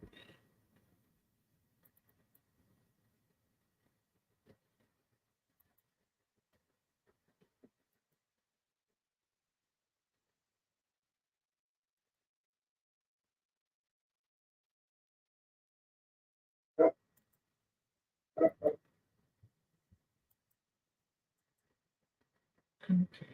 It'll let me share it, but it won't let me. Okay, I'll share it to myself so that I can pull it up on a computer app, because trying to use it the way I'm using it, it's not letting me. Well,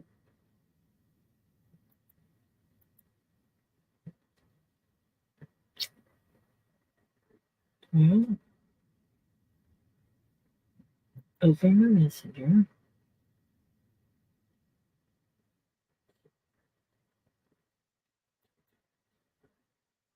I guess it'll take it a minute. Is anyone actually talking in chat? Because I don't see any chats coming in since Marcia said she would be back soon. Hi, Stacy.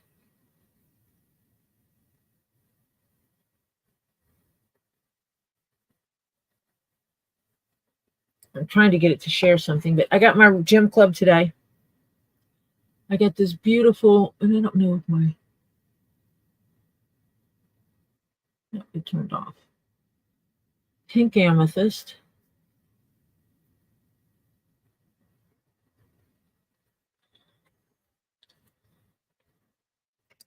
This pretty specimen, which is this light blue color that I cannot pronounce, and I will not pretend to pronounce.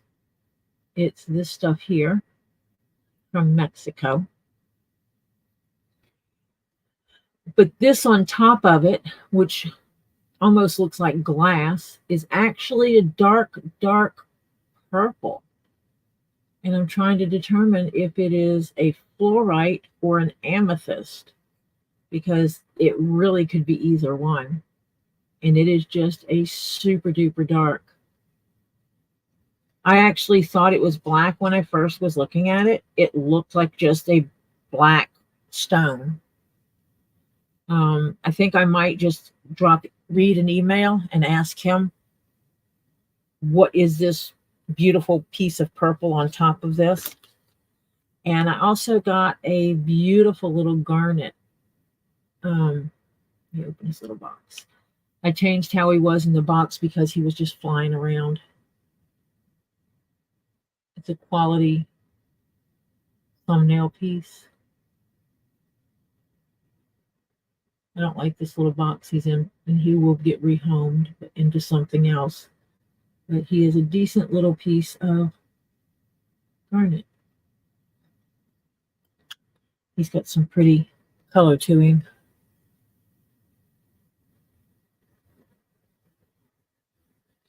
But I like this pink amethyst. It has a really deep hole in it. Right here, it is actually as long as my little finger, to my first knuckle. So it's over an inch, right an inch deep. I stuck my finger in there earlier to see how deep it was. And it's like I can get it to my first knuckle in there before I touch. And that comes all the way to here. So yeah, all the way to here, and that's right at an inch. Or just under an inch. Let me see. Yeah, just under an inch. So I've got a big hole. I got a hole in it that's about an inch, a little under an inch. Stuck my finger in it to prove it. This one is the one that has got me. And the reason why I found it is because someone said something about, does the light shine through it? And I put the light under it, because when I put the light here, this all shines up. So there's quartz under here. I know that. So I already know there's quartz in here, and that would lead me to believe this is more of an amethyst. This is an amethyst because of it having the quartz here on its base anyway. This side of it does not light up. I mean, you can't see the light through it. So that's my pretty 3 specimens. I got this, the pink amethyst is from Argentina.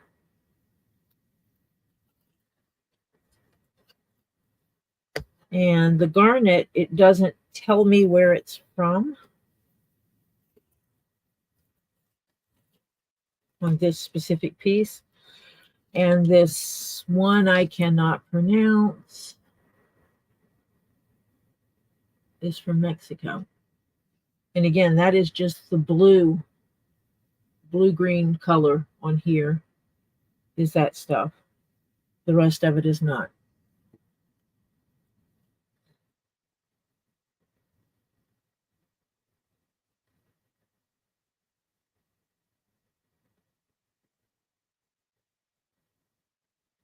So yeah. And I'm okay with this. This was my gym club purchase. I like the amethyst a lot. Those that know me know how I am about my amethyst. And how much I love me some amethyst. Because purple. Because we all know if it's purple, it's mine. I love me some purples. Rich, rich purples. Again, I will be taking that upstairs tonight and putting it away. Oh, I can turn off this camera.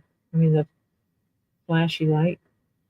I'm working with this stupid iPhone that my daughter gave me to work with, and I can't figure out squat with it.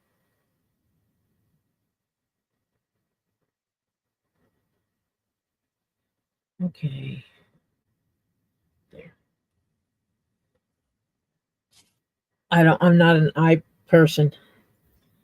So I'm really bad with that.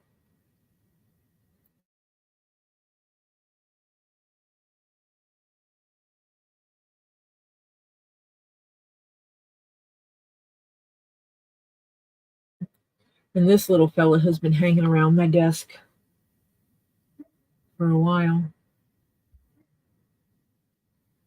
which tells me there's at least one other piece that I've forgotten to pick up, and I think that has red in it.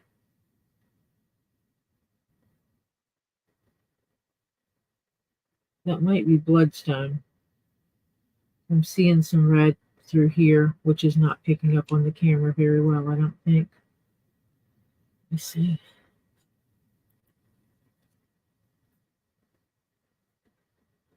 Yeah, it does. You can see the little red dots in there. So I think this might be a bloodstone. It needs to go upstairs as well and get put where he belongs. But I'm also missing a box that has a lot of small containers with gems in it. Peridot, amethyst, emeralds, sapphires, and various other little stones, citrines, that are actually the smaller stones that you would normally set in jewelry, a jewelry setting.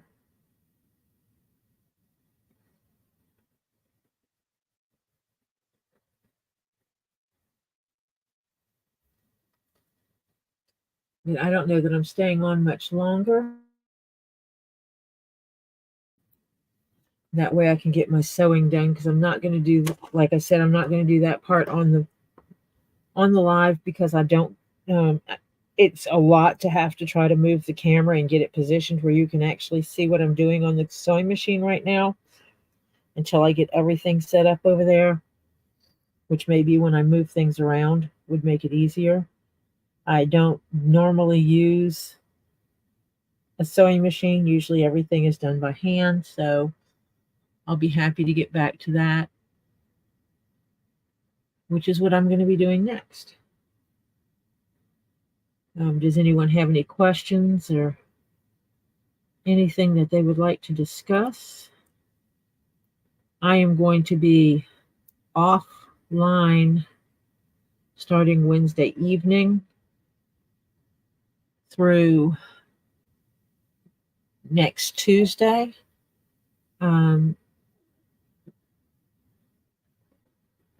Because I will get home in the middle of the night, Wednesday night,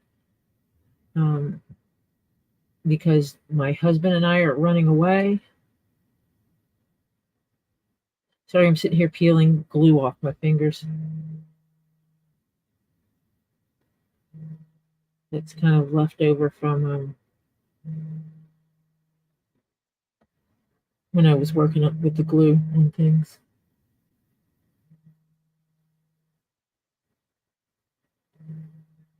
And I will not be streaming tomorrow. I have too many things to get done before my trip.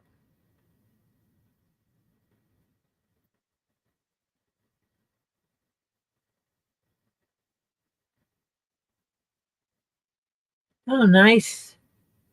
Nice, Flutter. What kind of coloring did it have?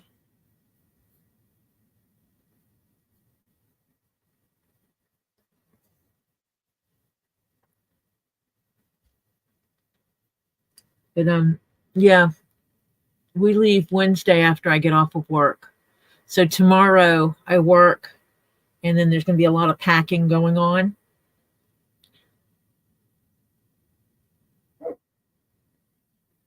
Oh, nice.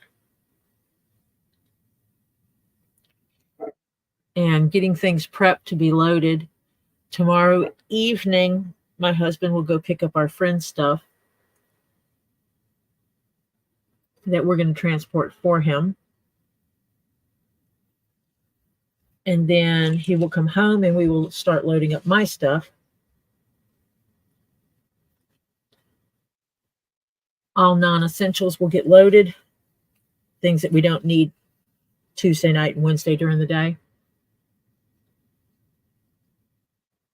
And then as soon as I finish work, I will log off my computer.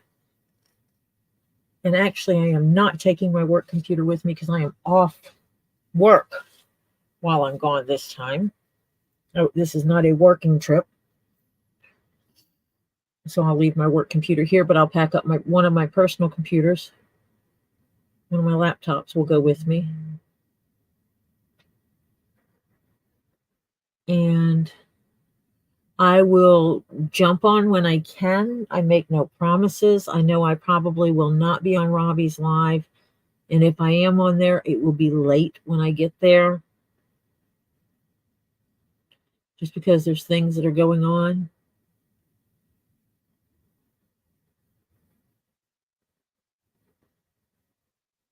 And obviously, because if I went live on Monday, it would be from the Tahoe, Tori and Jeff from the Tahoe driving home. If anyone's interested in having that chat, I would be more than happy to go live and let you guys watch us travel. Same thing for Wednesday night, because it's probably going to be late night. I know Rosie goes on Wednesday, so I'll probably go on her live and just let it play in the vehicle while we're traveling. It can play while we travel. Say hi and stuff, and depending on when it is, I might wind up going live and driving and getting someone to get on something with me and keep me entertained while I drive. Because if I'm driving, my husband's usually sleeping. It's just the nature of how things go. Usually if I'm driving, he's snoring.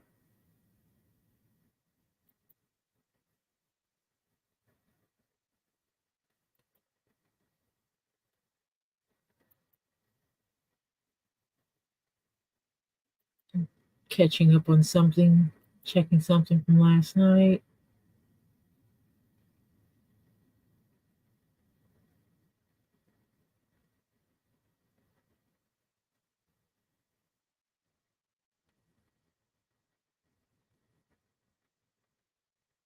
Oh dear Lord. The drama, the drama, the drama. He's now deleted everything. But deleted is not gone, as we all know. So yeah. So the post that was made last night has disappeared. Can't imagine that. Sometime tomorrow I have to find time to go get my nails done and get my hair done. And actually I might run upstairs and wash my hair now and let it dry. And then when it's almost completely dry, go ahead and get the grandchild to put in my hair dye and tie it up and make sure that I have no dye on me. No, I'm going to finish doing white leather before I put purple hair dye in. Definitely going to finish white leather first and get it packed away. Yeah. Just realized what I was thinking. Can you see me grabbing white leather and having purple hair dye on my hands? That would be devastating. It would be absolutely devastating. So yeah, I will get this stitching done first. Well, I can actually go up and wash my hair, come down and do the stitching while my hair is drying, because I do not use a blow dryer on my hair. And then after I finish the stitching, then I will package up the hats and put them with the stuff for the trip. Then I will have the grandchild put stuff in my hair. Yeah, that'll work. I just need to mark a space that we're going to start putting stuff. When we go on a road trip, that's what we do, is we find an area of the house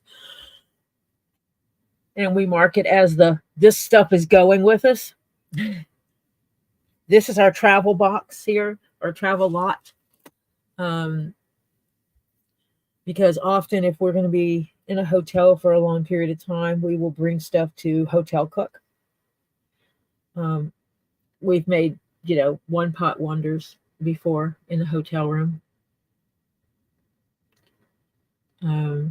Hell, I've made etouffee in a hotel room before. Not the easiest thing on earth to do. Trying to get a hot plate to brown flour to make the roux is really hard. I actually have now gotten myself an electric skillet that I want to test it on to see if it works better. Because it has the sides on it, I think I could do the roux, make the roux, and do the vegetables, the holy trinity of Cajun cooking. Cajun and Creole cooking, which is your bell pepper, your onion, and your celery. It's like, if you don't have that, you don't have it. Kind of like roux. Most of their gravy-based type stuff. So the jambalaya I do does not have a roux in it, but you can make it with a roux, and then put the tomato stuff in it to make it a tomato-based roux. But gumbo, you should start with your grandma used to call it burning the flour, to burn some flour and make some roux. And I knew what she meant. She didn't mean to literally burn the flour. That was an indication that she wanted me to put the grease in the pan and put the flour in the pan and start cooking it, keep stirring it until it was the dark brown that she liked her roux to become, before she put it in her pot with her liquids.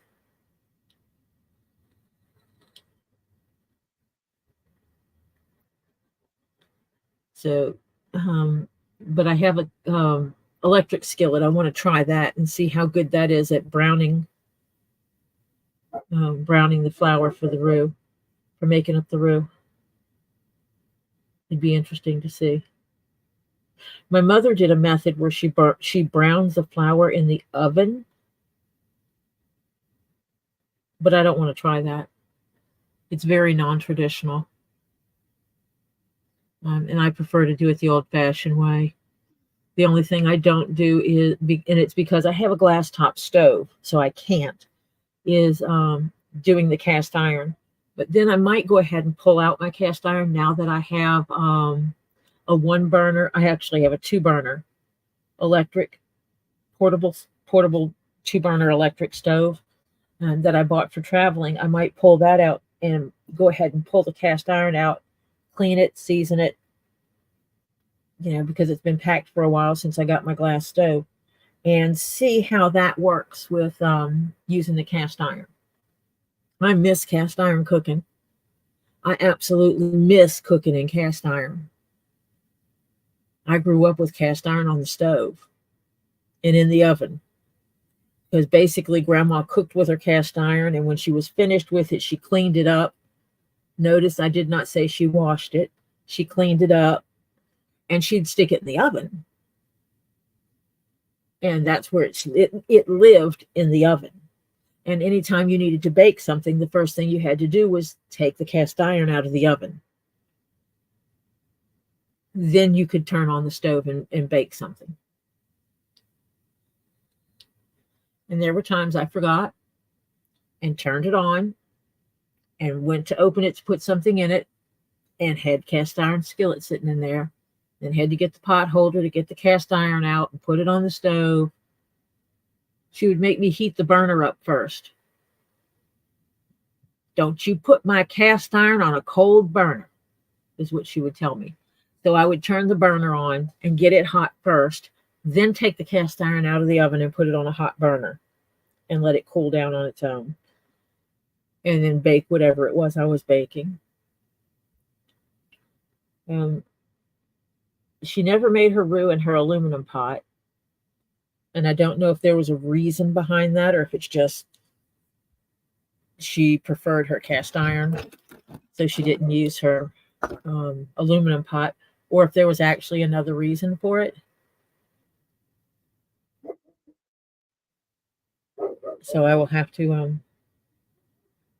it's not like I can't ask Grandma, I can't ask Mom, can't ask my aunt, I can't ask all the people who know the answer to the question as to why she never used her use that. It's telling me my camera has a low battery, and I know it's plugged in. So my camera may go out on me.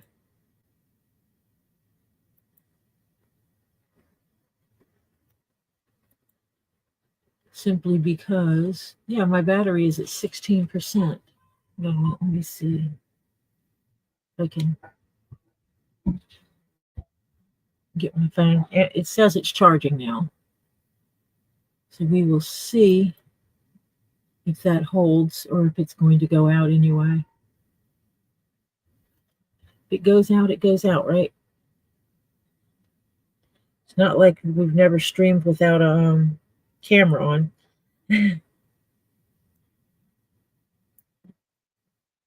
Yeah, I'm kind of looking forward to this trip. I'm looking forward to my trip at the end of April, going down to Florida. Flutter, I know you said I have a box coming in this week. Obviously, I'm not going to be here.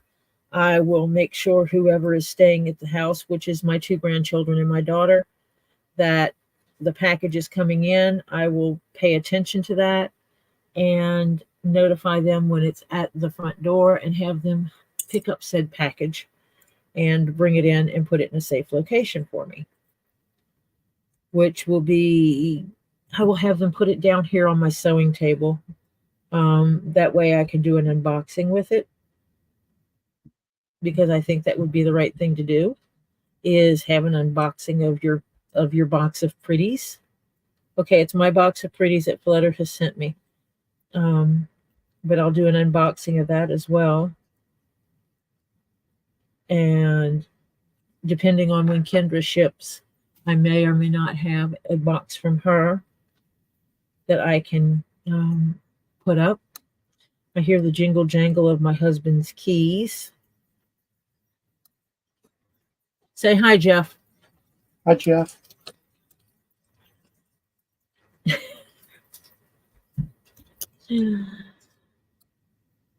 It's a heavy box, Flutter. That's okay. The kids can carry it. Jennifer Mason's on here, and Flutter Yo. And I don't know who else is still here. I think Sandra is. Stacy maybe. Terry maybe. Everybody's quiet except me.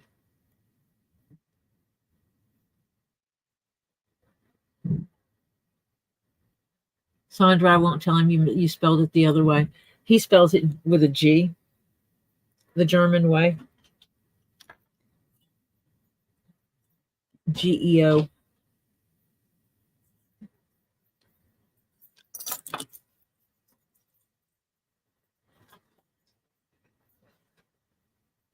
Yep, both Flutter and Sandra spelled your name wrong. They spelled it Jeff with a J.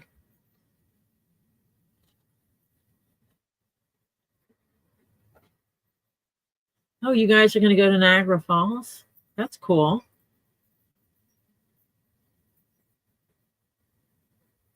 Might go to Niagara Falls. Yeah, that'd be cool, Jennifer. I bet you guys would have a good time. Yeah, Flutter, I have not had much sleep. And that is partly because I have been stressed, partly because of the Tahoe. I still have a little stress because when I took it in to get it checked out today, it does have a code showing up. Something to do with the heat sensor, which she thinks is the thermostat, and something with some knock thing. I think I sent it in a text to someone. A knock sensor or something weird like that. Let me see if I can remember what it was.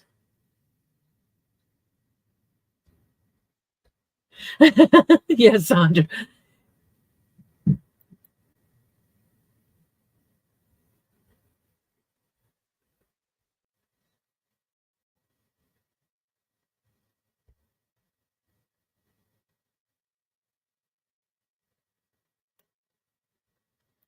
Let me see. What did I tell the family it was? It was a.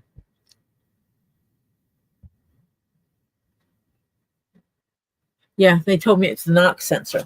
I have no clue what the knock sensor is. I guess I should Google and find out what the knock sensor is. And my husband, Jeff, is the one that sometimes shows up in Tuli's in the Pod Twitch as Evil Jeff.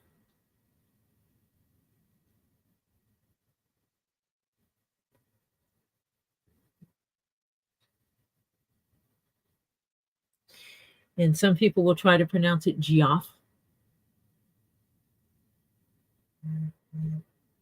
But it is not Geoff. It is Jeff.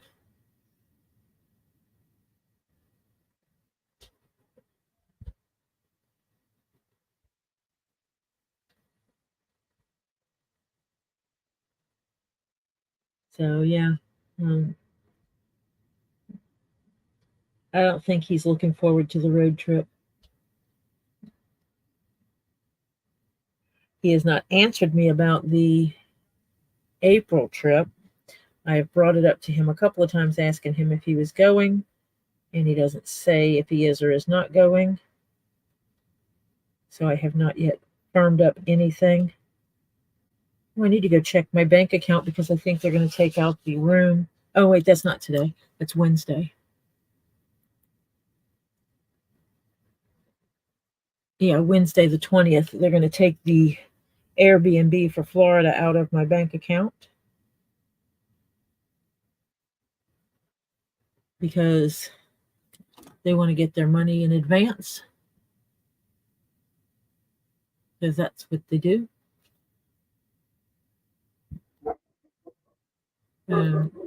So they'll pull the money out on Wednesday, and I have until Friday to cancel. I guess if I cancel by Friday, they'll give me my money back.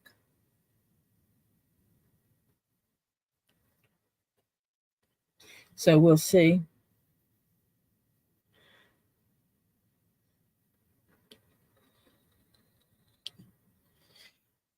And, I told Kendra to please let me know as soon as she knows what she's doing.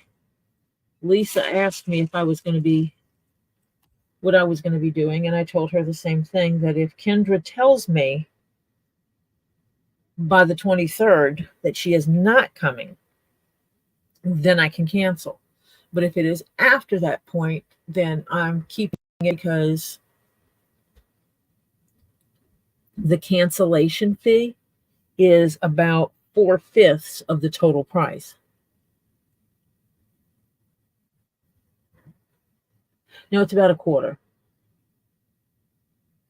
The cancellation fee is about a quarter of the cost of the total, which I think is, and I understand, because waiting until the last minute, they may or may not get another lease on the property during that period of time, especially with us staying a certain number of days and not a whole month. I think a lot of these places usually wind up getting rented out for a month at a time, or 3 months, 6 months, stuff like that. And we're not doing that. We're doing 8 days, 9 days, something like that, 8, 9 days. So, yeah, you know.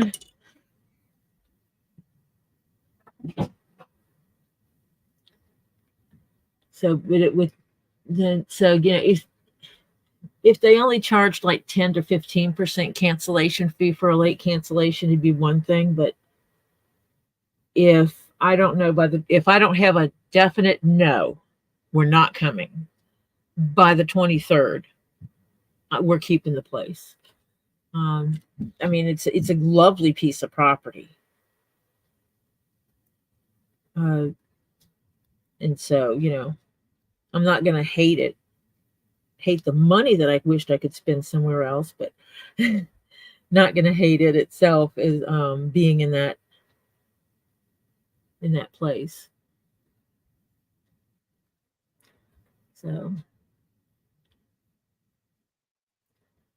I do need to contact the hotel to see if I can get an early check-in on Thursday morning, because we're driving Wednesday night through the night to get to our hotel, and I want to see how early of a check-in I can get, and explain to them that we're driving in and we'll arrive early in the morning, and having a place to crash would be nice. I have a friend that's actually going on Wednesday, and if necessary, I could go lay up in his room and rest, I guess, until they could get us a room. Last year, we left Tuesday night and drove through and checked in on Wednesday. But I just decided I did not want to do that this time.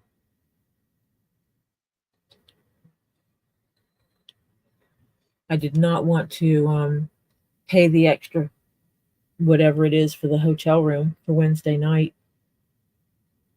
And, I may regret that, not giving myself that extra day. But time will tell how I feel about that. After I do it this year, then I'll know if we continue to do it. I don't know if we will or not. It is a big production to pack up and load up and drive to that event. So we'll see, what the future holds on that. It would be a greater willingness to do it if the people that asked us if everybody who asked us to transport stuff pitched into the cost of transporting their stuff. And that's not the case. That, not everybody hands over dollars and says, here, you transported a third of your trailer was my stuff, let me give you a couple $100 towards the gas and everything.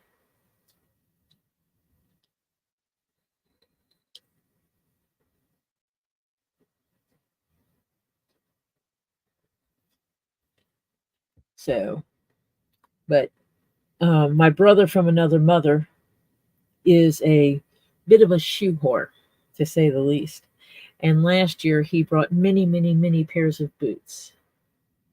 And he realized that putting on a pair of boots and wearing it for a few minutes and taking them off was just a lot of work. And the transporting of them, and it was a big production of packing them and getting them packed in, that he decided this year that he's cutting himself down to just a few tubs of stuff, which everything will be in tubs, which will make it easier for me to transport it. So, having these nice tubs that we can stack along the bottom of the trailer to create a floor and then put stuff on top of that will make it just so much easier to transport. Last year, it was a lot of shoe boxes and boot boxes. And that was very hard. And that was my fault, because I told him to leave them in their boxes. And we found out that was the wrong answer. It made it too difficult to transport it that way. So we won't make that mistake twice. After the fact, it was like, yeah, no, we shouldn't do it this way.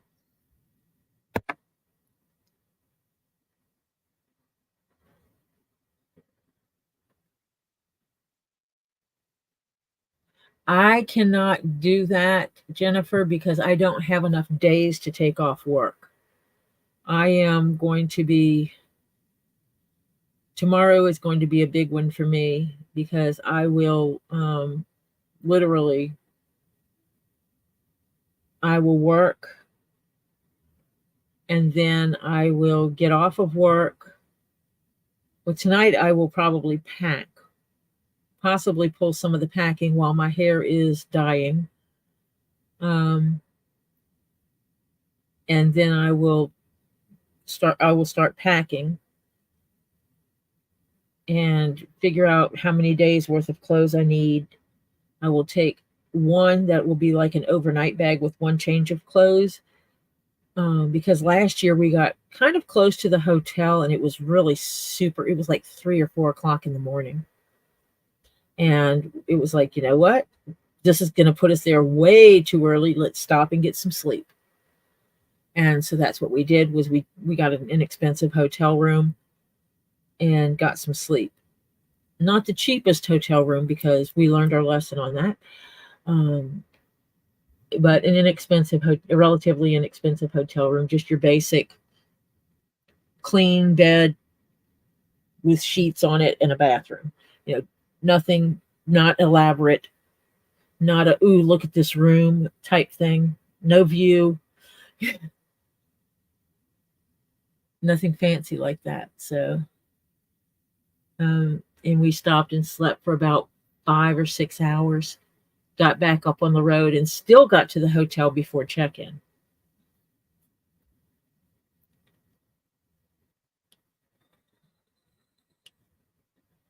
But I'll get my packing done, start tonight, finish it tomorrow, and put it in this is the stuff that's going on the trip area. But I have a systematic way, I need this many pairs of socks. I start at my feet and I go up this many pair of socks, this many pair of underwear, this many bras. That's the underlayer. Then this many pair of pants, this many shirts. If I need dresses, or dress clothes, this many dress outfits, whether it be skirts and tops, dresses, or pants and a top, that kind of thing. I'll check the weather. If there's a possibility of it being cool, I will pack a couple of jackets. And then I'll have my toiletries, which I'll take my toiletry kit up and take stuff out of the miscellaneous bag that it's just thrown in, and start organizing it into my new little toiletry kit. That's going to be cool to carry with me. I'm excited about that. And obviously some of the toiletries I can pack up because I have two. I have a travel set and a home set. So some of that stuff I can go ahead and get packed up. And then Wednesday morning, I'll probably toss anything. Like I'll grab my pillow and throw it in the suitcase because I do take my own pillow. And I'll have a few dark towels packed because I absolutely pack my own towels because I do have purple hair. I pack a dark pillowcase for my pillow, and I pack a pillowcase in a towel, a dark towel, to also use in the bed under my head so that I don't get purple dye on their white sheets.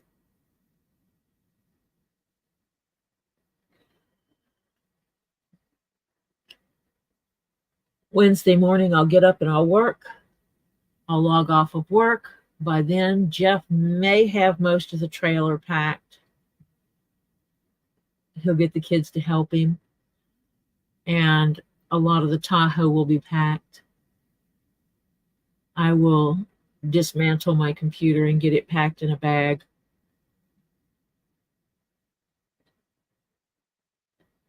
And do any necessary things I need to do to get on the road.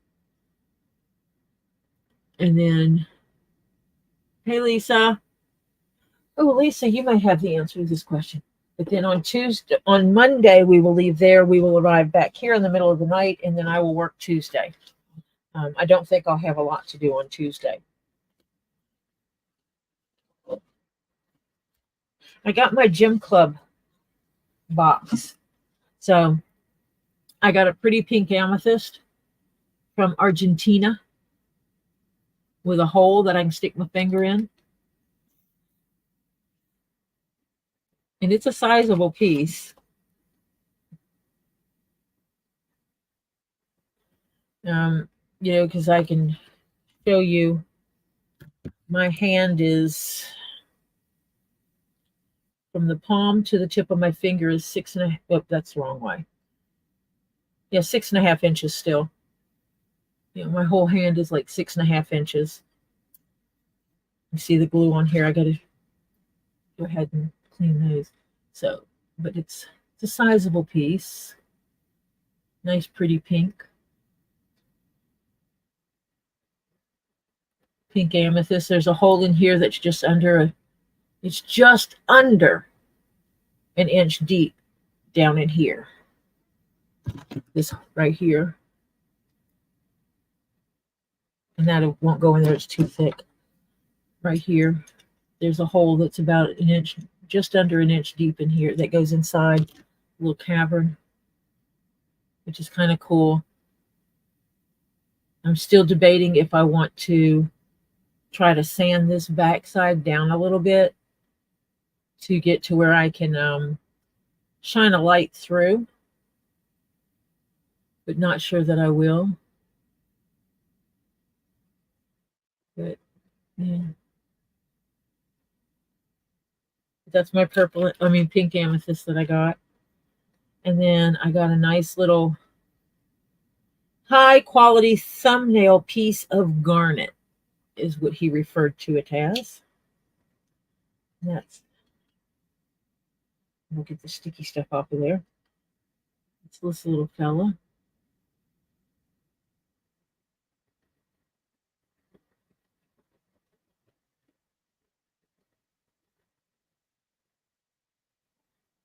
And it's easy for me because I have the lights in front of me. I can see, oh, there it goes. Now you can see some coloration in there. Beautiful colors.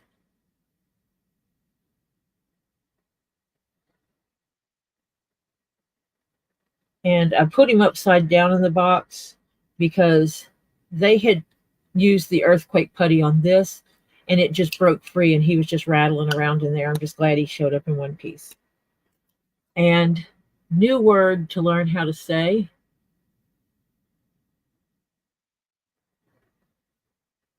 He's from Mexico. And that is this blue colored, this blue-green colored stuff. That's what that is. It is on some kind of quartz.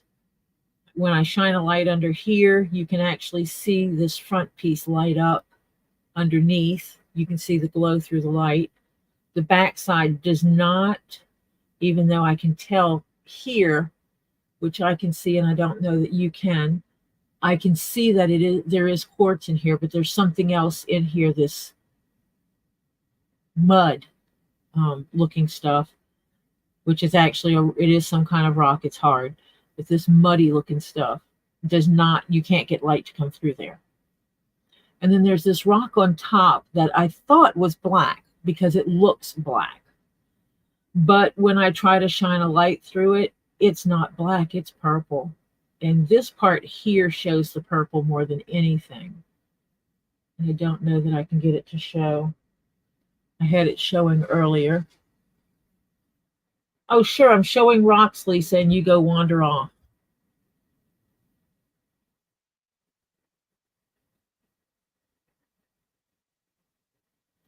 So, Lisa, do you know how to say this word?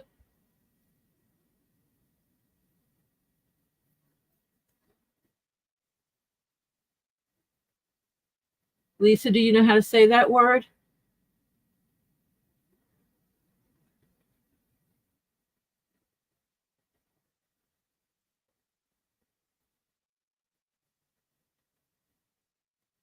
It's from Mexico. It's a stone I got. I mean, it's a specimen I got. It's not a stone. It's this blue-green stuff that's on here.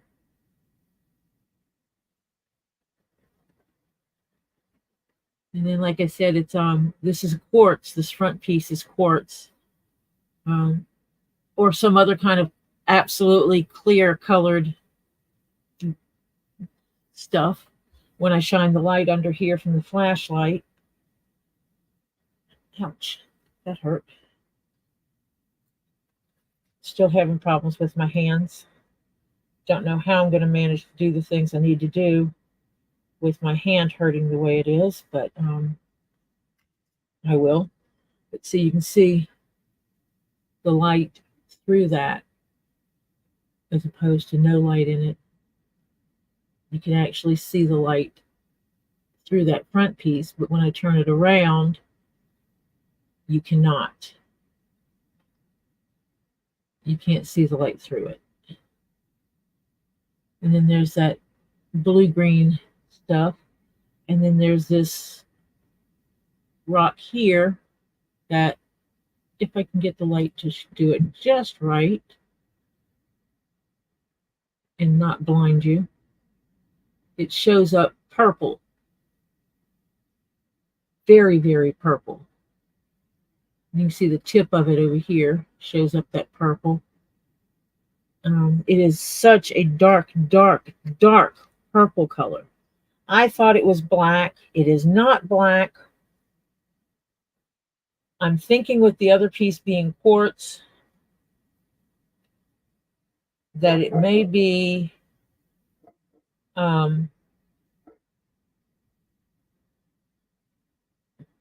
amethyst.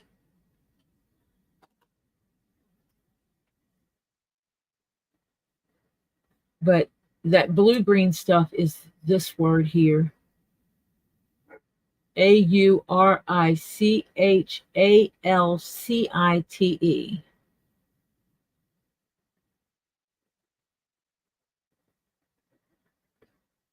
I didn't get to bed until 4 because of stress.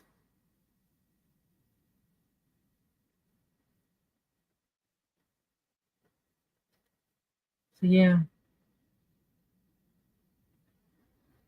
But Lisa, can you say that word?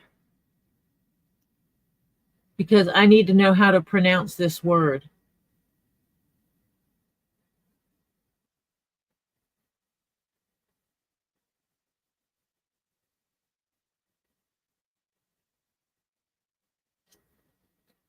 Let me see something.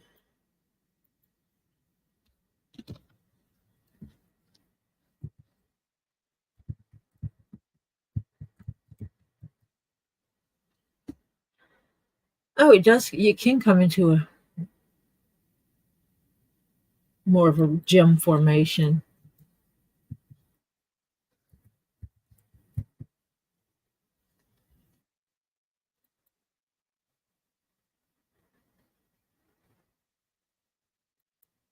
Let me see how this thing says it.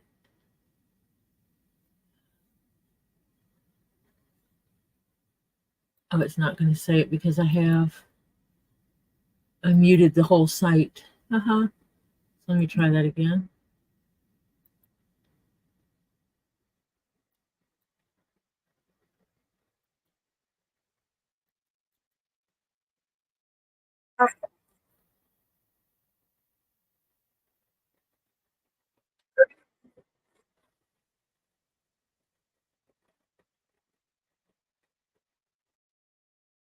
Can you hear what they're saying?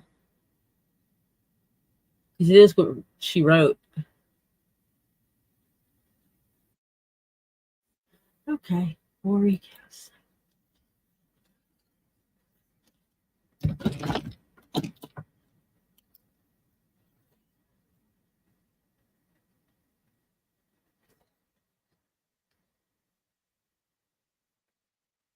Okay. Write myself a note on how to pronounce it. But that is this one. That is the blue green in here. And do you know anything about it, Lisa, as to what that most likely is on the top? If it would be amethyst?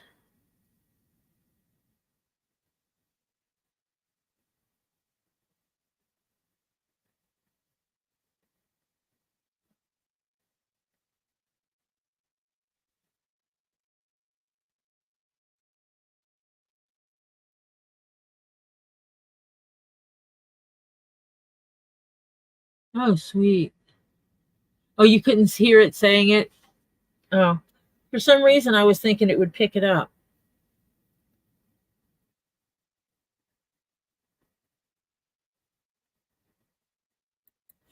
Let's see. It does look black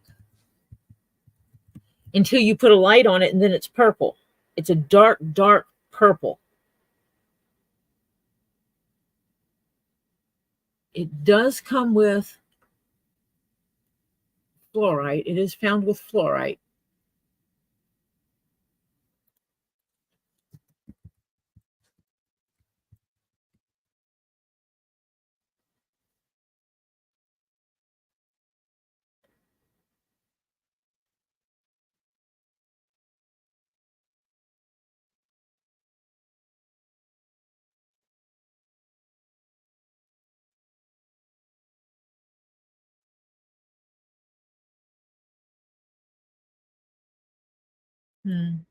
I might just have to send Reed a picture of it and ask him.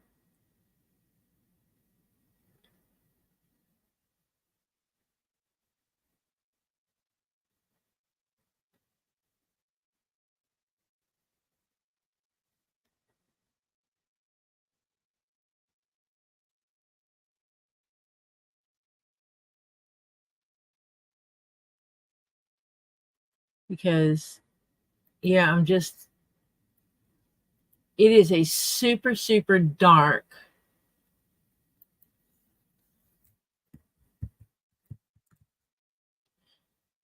purple.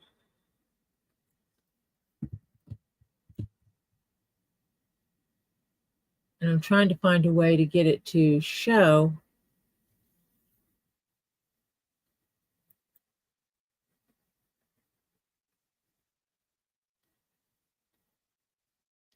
But that's what I was trying to do, and I can't.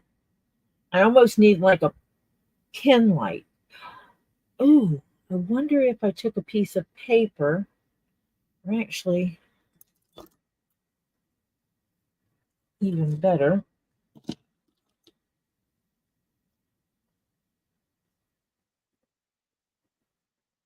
Let me see if I can chill out the light and concentrate it a little bit to show that color, because it is amazing. Let me see if I can pinpoint the light, which I can get.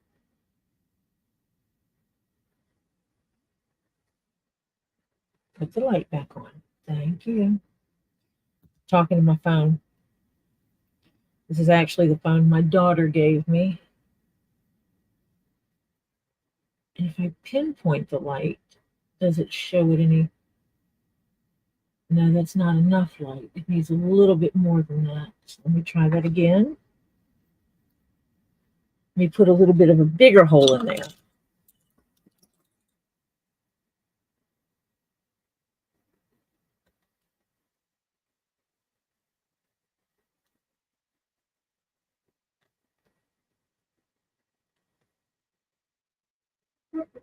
That's not big enough.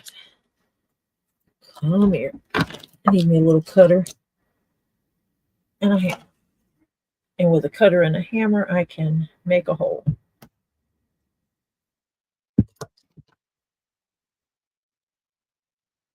Ooh, that is a very concentrated light. And now, put that. Nope. Yeah. Let me see if I can get it to show the purple. That's the hard part, is getting it to actually show the purple on the camera without blinding you. Let me check.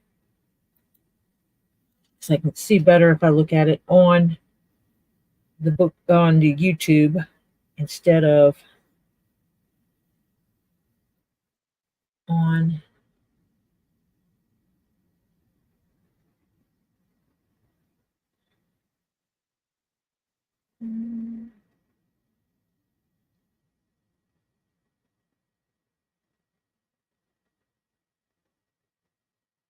I've already looked in that light, so now I'm half blind.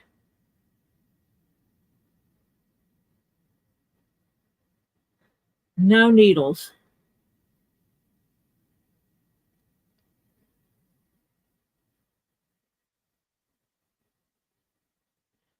If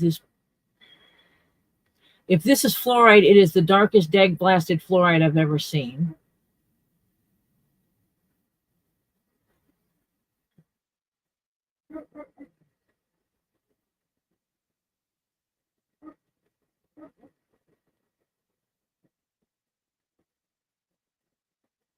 And it's weird because it's like I will pick it up and then I'll try to turn it to be the same way for you to see it.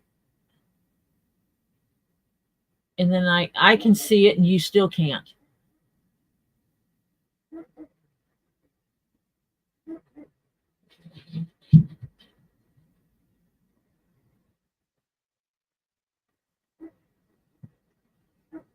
But I just know that tip. See, when I'm shining the light on it, I can see the purple just doing it like this. But I think that might be still showing you too much of the flashlight and not enough of the stone itself to pick up the purple of it.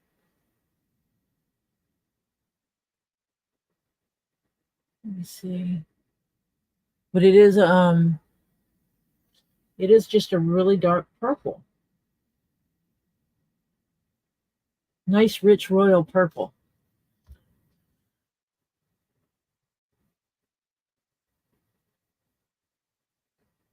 And I don't have anything this dark in my amethyst. This tip is the only thing I can get to show up. And I have severe light going on here. I have lots and lots of light shining on this, and just cannot get it to show. And see, by default, I was thinking it was going to be an amethyst because of this being a quartz. this bottom piece being all quartz here, it just makes sense that amethyst being amethyst is a type of quartz. It actually doesn't.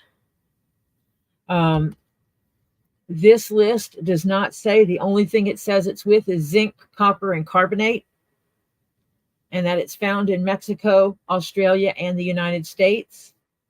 And then it tells what it's good for, what it's associated with for metaphysically, and what it's believed to promote and aid in. It doesn't say it's found with, other than the copper and the zinc and the carbonate are the only thing that's listed on this sheet.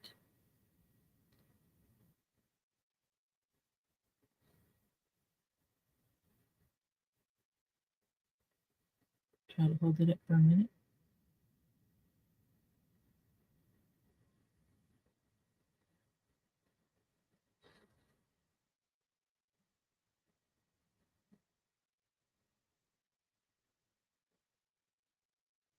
So that's, that's pretty much all I get from that.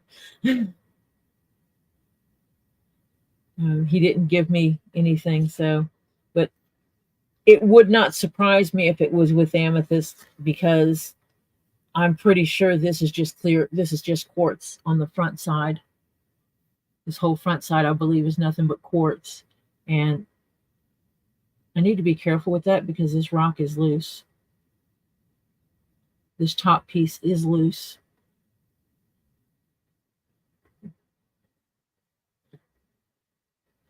But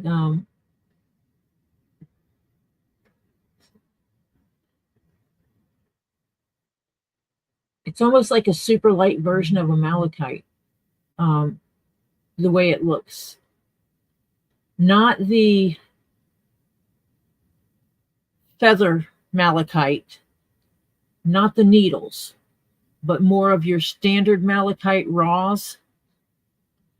That's what this reminds me of, except it's a really light tealy blue. Blue has a little bit of a green in it, blue green. Of course, it might have some hairs in it. Let me see if I can pull this other camera up, because magnification is a thing, right? That's the whole joy of having a camera, is the ability to magnify.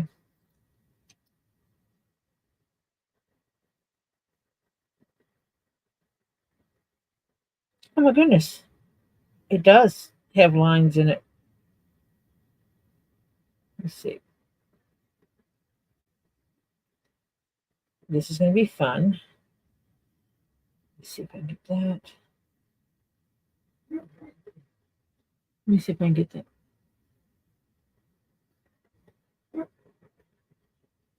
Try to. Oh, wait. I know what it is. It's this one.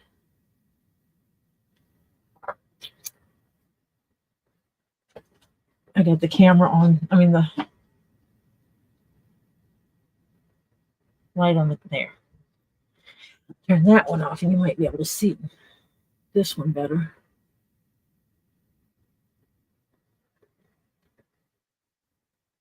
That's the, I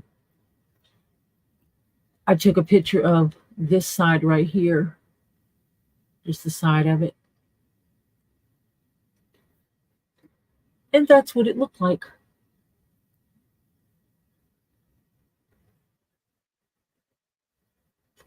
Interesting.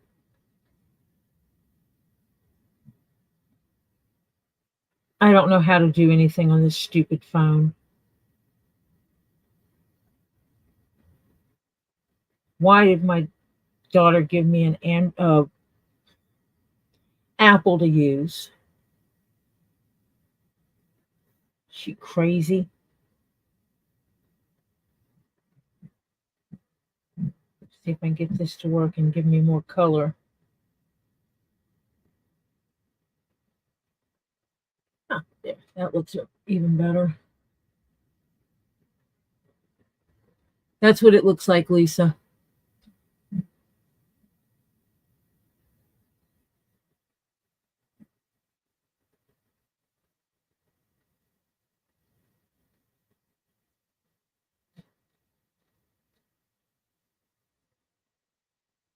Yeah, I am. I'm going to send Reed a picture of it, and I'm going to say, dude, love it. What's with it? What's this rock on top of it that's kind of like when I shine light on it, it's purple? Because that was the thing. I think it was Flutter who asked if the light shined through it. And that's when I got the other phone and put it underneath and noticed, all this did. This did not. And then when I put it on this, it was like, that's not black. I had already said it was a black stone. I'm like, that's not black. That's purple. And it was a beautiful purple. Yeah. Not disappointed. This is a pink amethyst from Argentina. These are the 3 pieces I got in my gym club box today. My gym club box that has been running around for 10 days, 11 days. He mailed it on the 7th. It showed up today.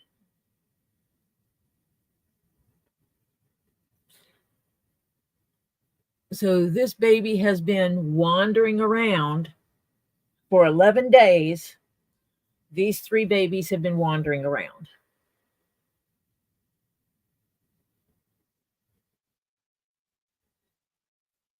No clue where they went, but I love how he puts these in here.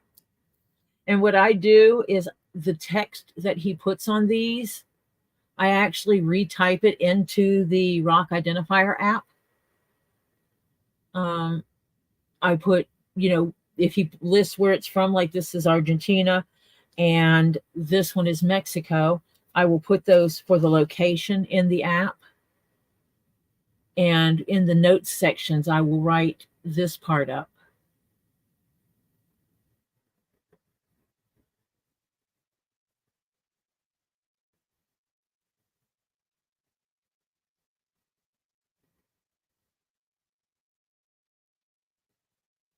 Sorry, my hands aren't 100% steady, but I've seen worse. See, I'll show you proof. I'll show you proof. And, this garnet is pretty too. In that, it's like they give you all this wonderful information about what it is you bought.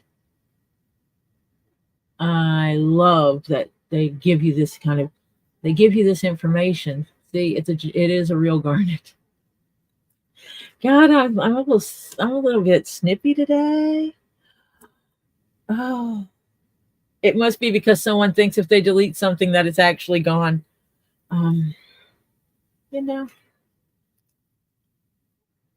But yeah, this blue-green specimen. The blue-green part is the actual specimen of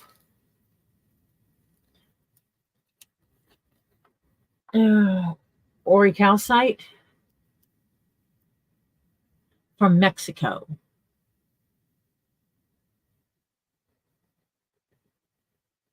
And that is, as you can see up here, it tells you it's the blue-green color. And it has the zinc, copper, and carbonate with it. But that is the only thing they tell me on here. But you can also find it in Mexico and in the United States. Or Australia and the United States. This one is from Mexico.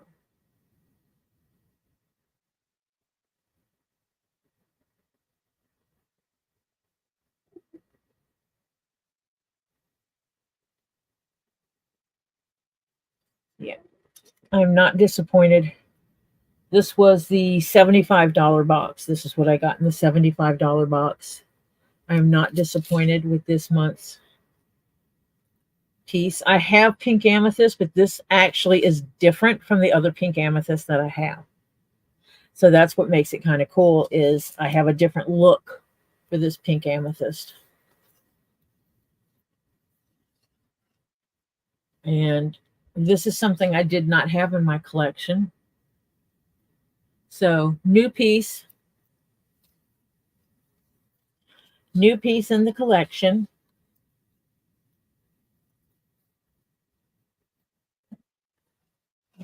Something I've not had before. And then just a higher quality garnet than my other ones are, I think. I mean, my other ones, if I took them all and put them in the tumbler and tumbled them a little bit, just them, I could probably bring them up a little bit, make them look a little better. But that was my box today. That took 11 days to get to me.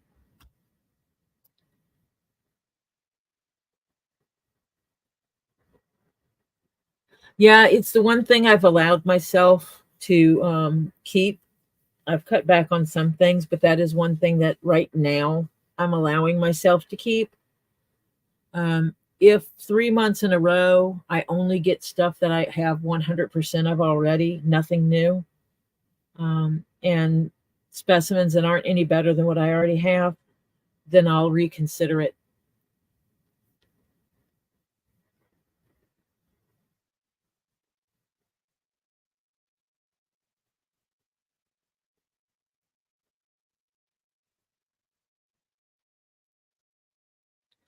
Welcome back. Welcome back.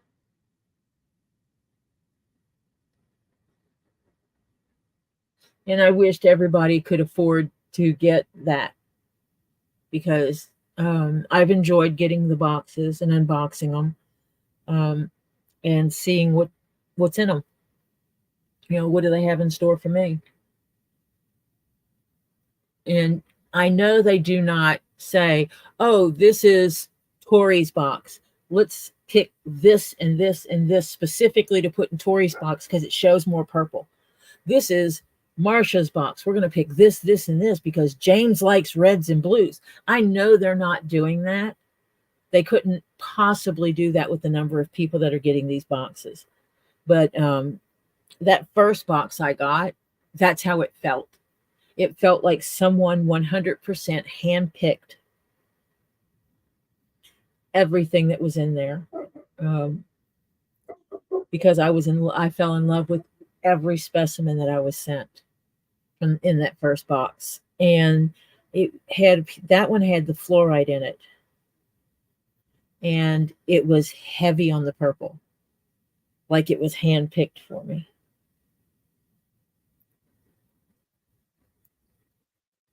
And so that was kind of cool. And I've had a few other pieces that were like that too. It felt like they were just picked for me. But yeah, I'm getting to the point where I'm going to be sitting back and watching more and buying less because I have to stop buying repeats. Absolutely have to stop buying repeats. Now, he deleted his post, like as if deleting it was making it go away. When I checked it this morning, it looked exactly the way it did last night. So I have the last copy of it, except I think Sandra went in and modified her comment. And after that, he deleted it before I got a shot of that. And then right now he has a post up about how no one made him take it down. He took it down because he said his piece and he was done with it. I think he said his piece and he was done with it because only one person, that user, whatever, that, yes, that whole post is gone. His page is now, actually, he has two posts on there now. One from 11 days ago and one from 34 minutes ago. Well, let me refresh that. It might be longer than 34 minutes. Okay, one from 11 days ago and one from an hour ago. All of his other posts are gone. All the one about Barbara being sick and in the hospital, all that stuff is gone. His warning to Hopper and everybody else, all that's gone. I was naming the account, not the person behind the account. But all of those posts are gone. And his latest post, it says, before you stupid people claim my community page was removed by YouTube, it wasn't. I said my piece and saw no reason to leave my comments up. No one has ever told me to remove anything I said, especially YouTube. I think he was highly disappointed that he made the post and only one person,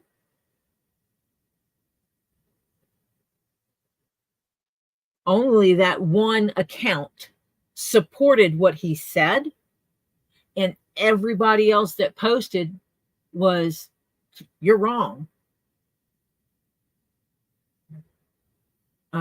Robbie has always been honest about going to prison. Robbie has never hidden that he went to prison. Robbie did not go to jail for that.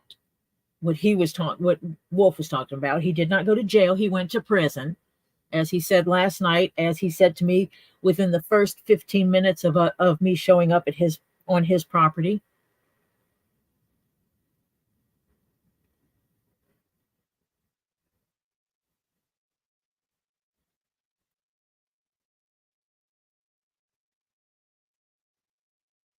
That's okay, Stacy, because it was on there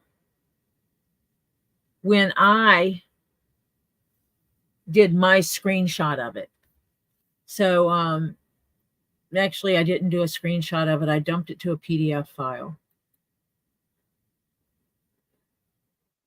Let me see. I think this is it.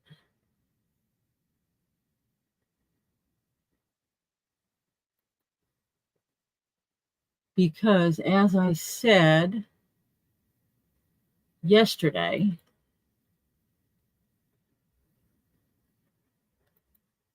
and I've said it before, just because you deleted it doesn't make it be gone.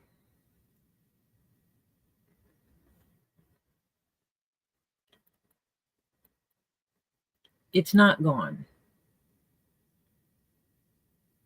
The full link is not here, but whoopee whoopee, everybody can now look up Robbie's name and look up the dailycommercial.com story and you can find it. Woohoo. It's not a big deal. And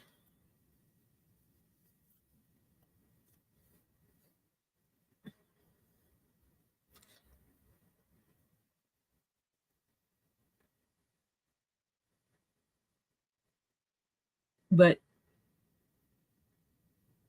just because you delete it doesn't make it go away. It's the internet.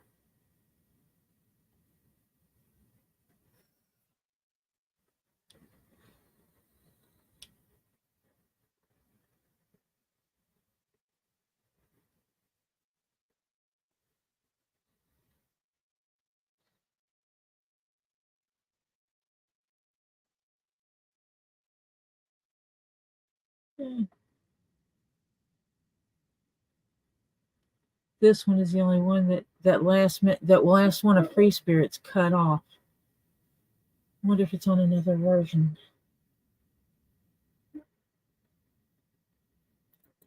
Because don't think that was the only version of it.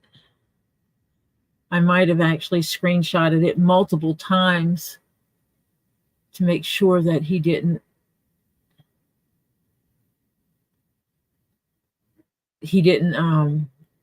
delete stuff before I got it copied. So I don't have all of Free Spirits.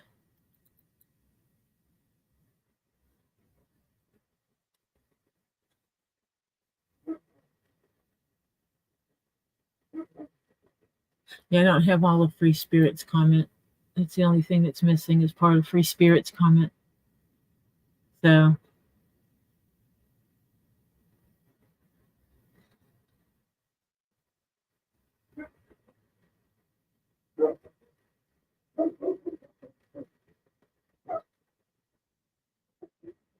So So if anyone has a screenshot of Free Spirit's full comment, please let me know, because I would appreciate getting a copy of it. But as I said, and I was wrong here, because I said he said he did go to jail, and he did not go to jail. He went to prison. He corrected that last night. He says, I didn't go to, it wasn't jail, I was in prison.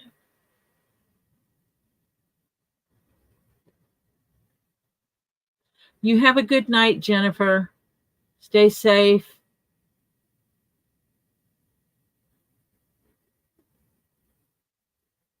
Hug Shell for me.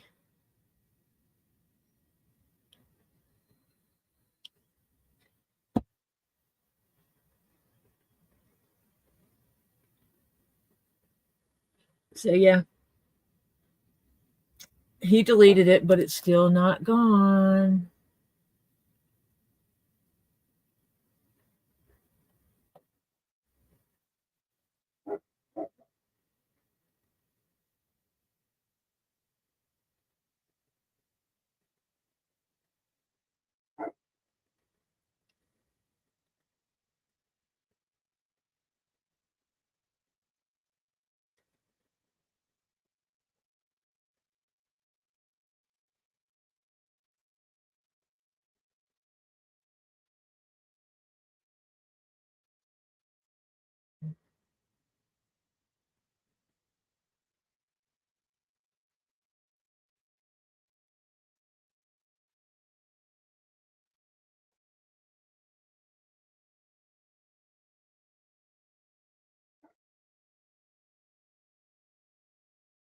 Oh, really?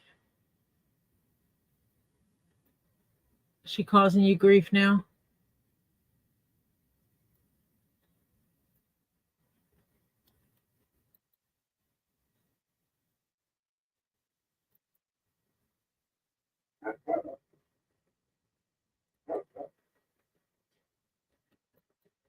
What's she doing that's causing you grief?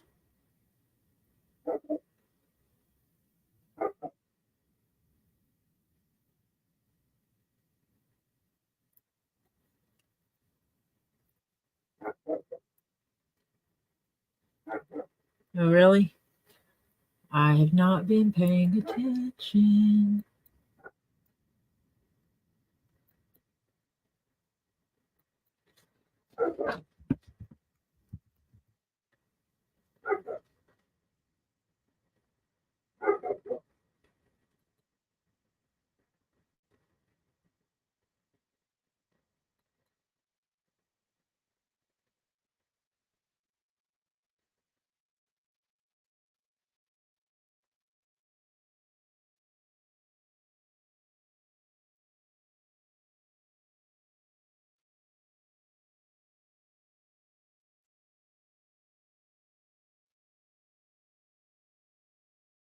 I need to hear about this, Lisa, because I don't follow her.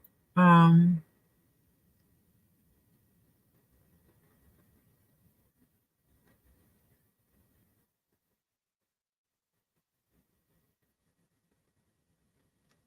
I've just not been. She and I were never, we never got acquainted. We've never met face to face. Oh no, nothing she said had anything to do with what happened with me and Barbara. Kimberly Mills and I were on the phone. Both of us had suspicions that Barbara was lying about some other stuff. We've already figured out the money was bull crap. I mean, we figured that out. No one's has an inheritance of $1 billion and a foundation and it not be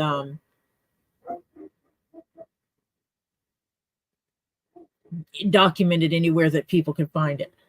You don't have a nonprofit that can't be tracked. But she lied about some other things. And Kimberly Mills and I were on the phone when Barbara posted her walkthrough, quote unquote, walkthrough photos of the house in Texas. And Kimberly and I were sitting here laughing on the phone about how we could tell that she took pictures from her computer. And and Kimberly's like, oh, pull up this, it was when she posted that video where she acted like she was walking through. And Kimberly's like, oh, go to this point of it, look at the very bottom of the screen. You can see she's filming it from a computer. She's got her phone held up, videoing the computer.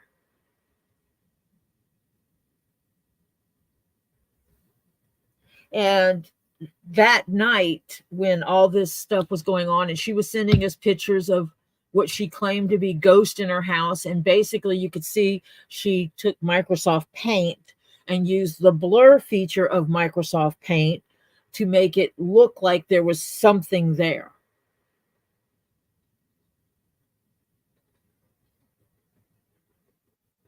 And so that is what happened with me and Barbara. I caught her in lies about things that I already knew the money was a lie. It didn't bother me because it wasn't harming anyone. And then she lied about her the ones she called her grandchildren. And that was the final straw with me.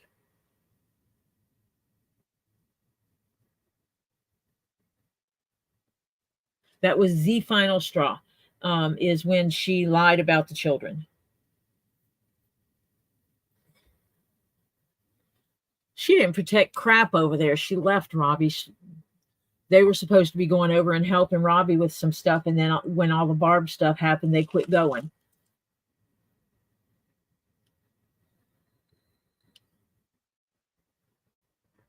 So yeah, they didn't protect anything.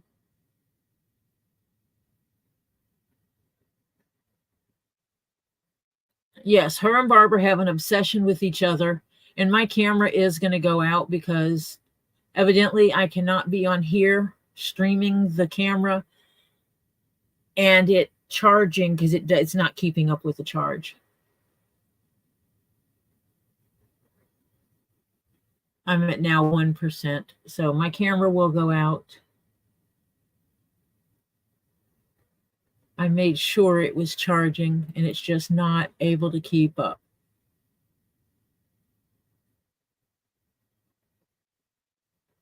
Well, she wasn't messaging me. Oh, she has no way of messaging me.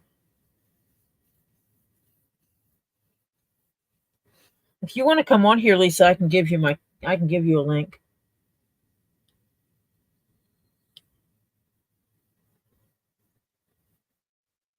I hate when people do that. But I guess she knew that if she came on yours and started crap, that it wouldn't work.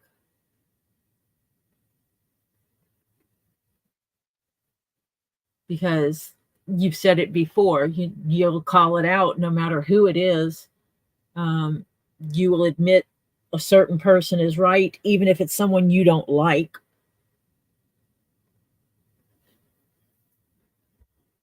And you did that when Barbara posted Kimmy's phone number. Okay. Barbara posted Kimmy's phone number and said that Kimmy sent her a pizza, and you're like, that's a damn lie.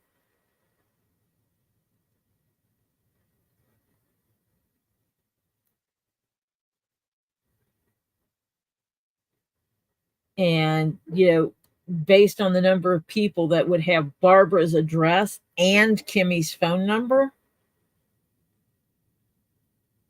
there's only a couple of possibilities who would have pulled that off.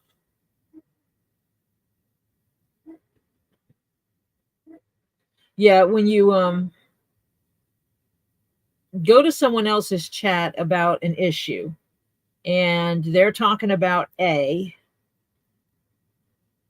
issue A, and you have to try to make it about you and issue Z, you're wrong.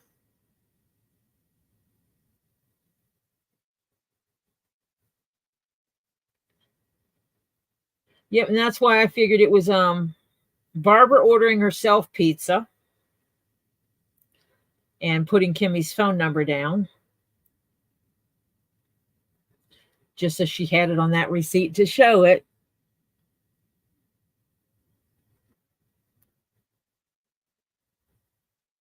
The only other person I know that if it was someone trying to aggravate Barbara, truly aggravate Barbara, the other person I know that would have the phone number who would stoop to that kind of level would be Harry.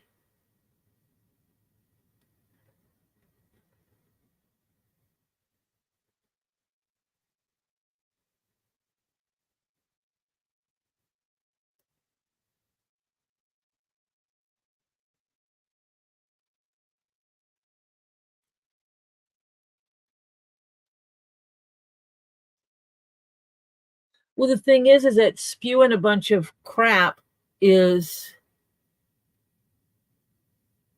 no. It was not you. It was she posted Kimmy's phone number on her live and said that was who sent the pizza. That was the phone number attached to the pizza. That's what Barbara did. And somewhere I have a screenshot of that. It's not up on the, I don't think I put it up on the drive because it has Kimmy's phone number on it. And for me to make that public would be just as bad as anyone else, as bad as her for doing it. That's not cool to put someone's phone number up like that. Obviously, it's probably in one of the deleted videos we have. And there's nothing I can do about that other than trying to go in and edit it. And the fact that they're unedited videos means that I can't do that.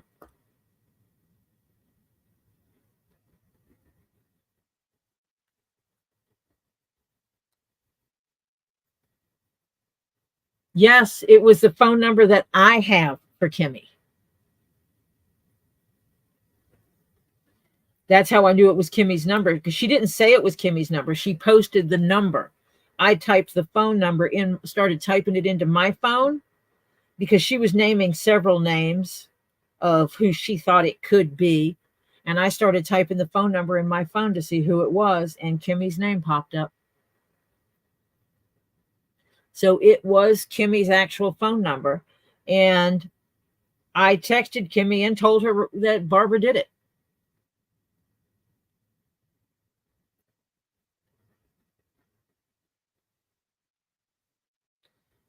And I told her that, she needs to go to YouTube about taking that down because it has her actual information. And that was even after all the crap hit the fan with Kimmy. But me being me, I still messaged Kimmy and told her, by the way, Barbara has posted your phone number on the internet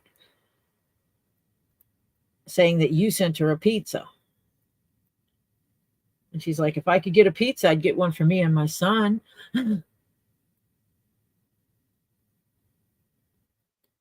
Yeah, exactly. I just couldn't believe she posted someone's phone number up like that.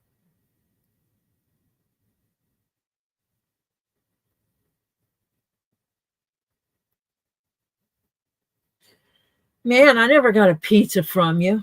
I feel cheated. I'm kidding. I'm kidding. Do not send me a pizza. Most pizza gives me heartburns nowadays. And it was one of the pizzas that she was complaining about. They know I can't eat this. That kind of thing. One of those things. That was one of her just leave us alone, quit sending us pizza messages.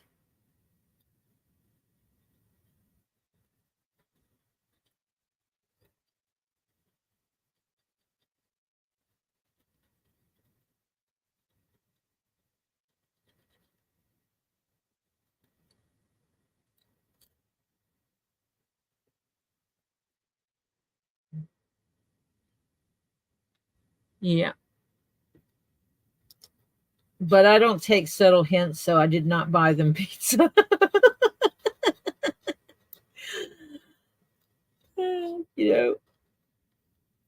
Here at the house, I'm feeding 5 people. So yeah, I'm not buying other people pizzas. We buy pizza occasionally, once every couple of weeks, couple of 2-3 weeks.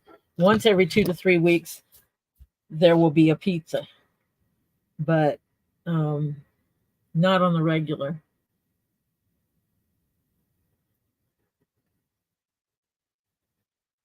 Because yeah, that's just a big no. I can't eat pizza like I used to. I love pizza, but pizza don't love me. It only loves to give me heartburn. It's the tomato, the acid in the tomatoes gives me horrible heartburn. Makes me feel like someone built a campfire in my throat. So yeah, I don't do pizza anymore. When the family gets pizza, I get wings and not spicy. So I have not had pizza in a year and a half or better. Jeff eats pizza. The kids will eat pizza. Occasionally my daughter will get a pizza. But yeah, no, not me. I get my wings and be done with it.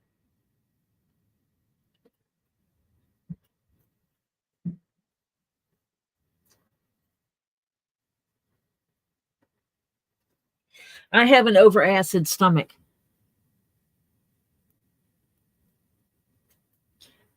Whatever they want to call it. I produce a lot of acid already, so anything high acid is prone to giving me heartburn and making it feel like someone has built a campfire in my chest and throat.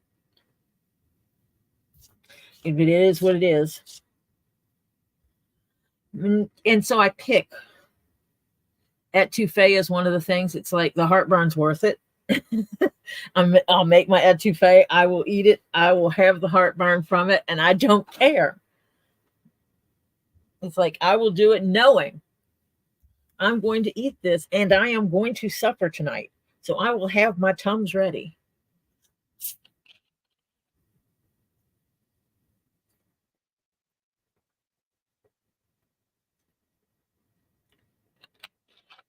Or I'll make sure that I've eaten kind of bland leading up to it to minimize the impact on my system. So yeah.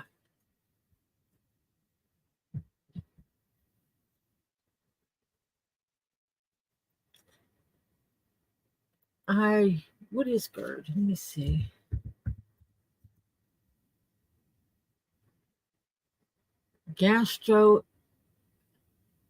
Gastroesophageal reflux disease.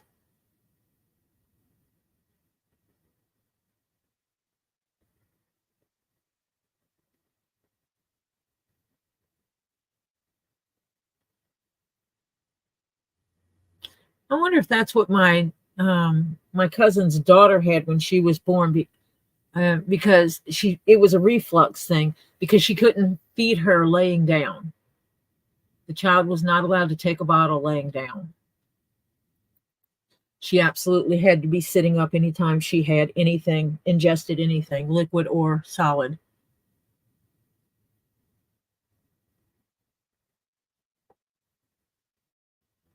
Because she would just get sick and start crying.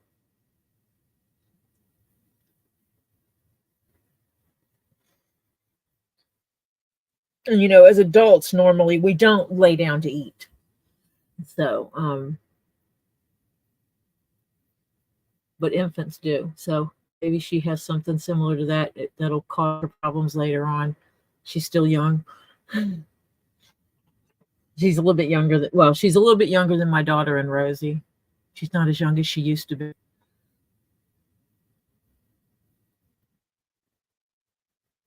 But I remember that because that normal thing of how you cradle your baby in your arm to give it a bottle, my cousin couldn't do that.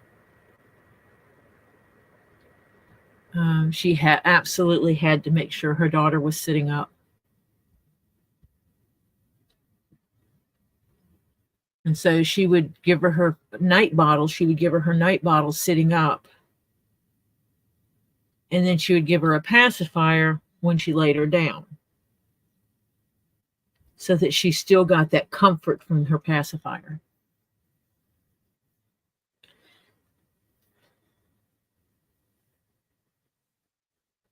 So yeah, was what it was. Those were the days 30 something years ago. Now they would probably have some little solution for it if you had an infant like that now.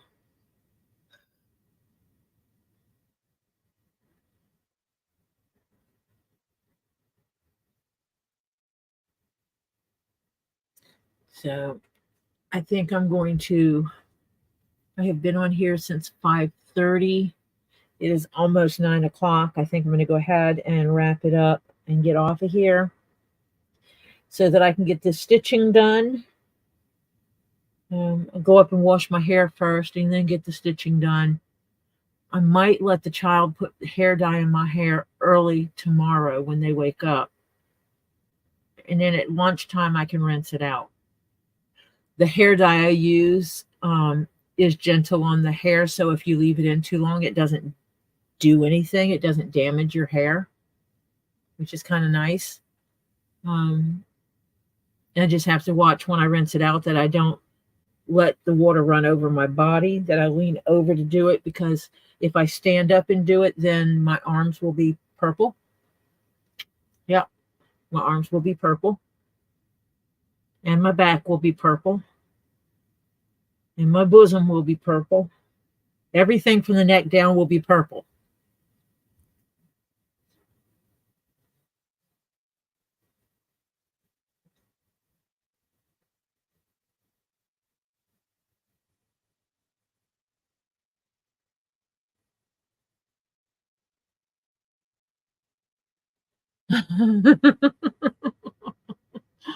I'm glad I'm not the only one that feels that way, Stacy.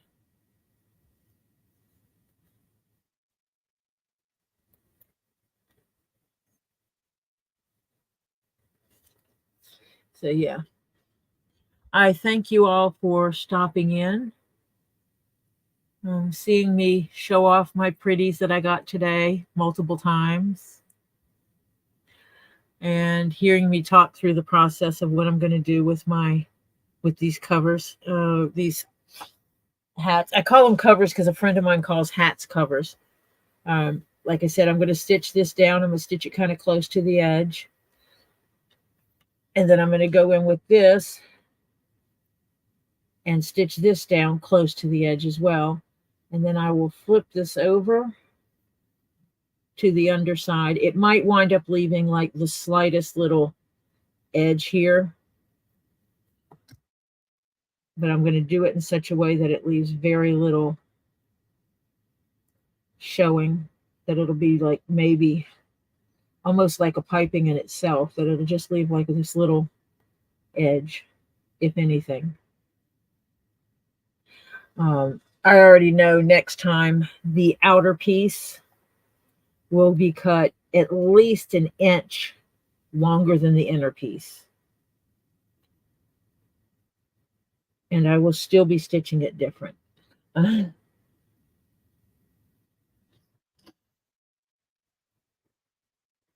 To allow for it to, but I'm gonna get out some leather or some heavy fabric and run it through the sewing machine, making this at another time. I'll do that on my own time though, and do it and see how I like it, and then do it and see how I like it, type thing.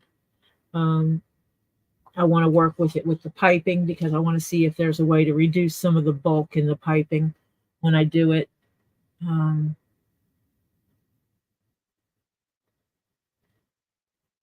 I don't want to get into using fake leather in order to reduce the bulk, because I prefer not to use fake leather on anything if I can help it. But yeah, so that's what I'm going to do. And sometime tomorrow, I will probably box up some stuff and get it shipped out before I head out to Texas. I might enlist the help of grandchildren to do that. I've got some stuff in boxes. I just need to get them to wrap it in black paper or black bag so I can get it sent out, because those are going to be those will get shipped out as boxes in a bag with pirate ship, because it saves tremendously on the cost. The shipping cost goes down drastically when you do it as a bag in a box. A box in a bag, excuse me. I always get that backwards. If you ship it out as a box in a bag, which is basically you take your box, you wrap it in black plastic, and when you go to do it on pirate ship, you still put it as a rigid item, and then you put that it's a box in a bag, and the shipping charge just is so much different. If you ship on the regular and you like to save money, that is the way to do it. I highly recommend it. It is how Robbie does it. It is how Lisa does it. I cannot remember if that's how Kendra does it, or maybe Kendra does it sometimes, but it's how I do it. Sometimes it's 20 cents difference. Another time it may be $10 difference. One of the times I did it, it cut my shipping in half. So just a FYI, if you are going to be shipping stuff and you want to learn how to do it, I will be happy to sit with you to run pirate ship. It's not too bad. You put the addresses in, you you say where you're sending it, you say where you're sending it from, you let it know what you're shipping. You do have to be able to weigh your item to know the weight of it and measure your box. Those are the two big things you have to be able to do. That's different from taking it to the post office to do it, but you have to have that weight and the size of the box, the dimensions of the box, and then you select which way you want to do it. It shows you UPS, FedEx, and Postal Service. Gives you all the options that you would get if you went to these facilities, and you can pick the cheapest method or the quickest method, whatever you need. So there you go. So tomorrow is Tuesday. I will not be streaming tomorrow, even though I have been streaming on Tuesdays earlier in the day before Two Leaves in a Pod. I know that is it Emma that's going live tomorrow? Or is it DMS that's going live tomorrow? I know I just saw this information. It's Emma that's going live tomorrow.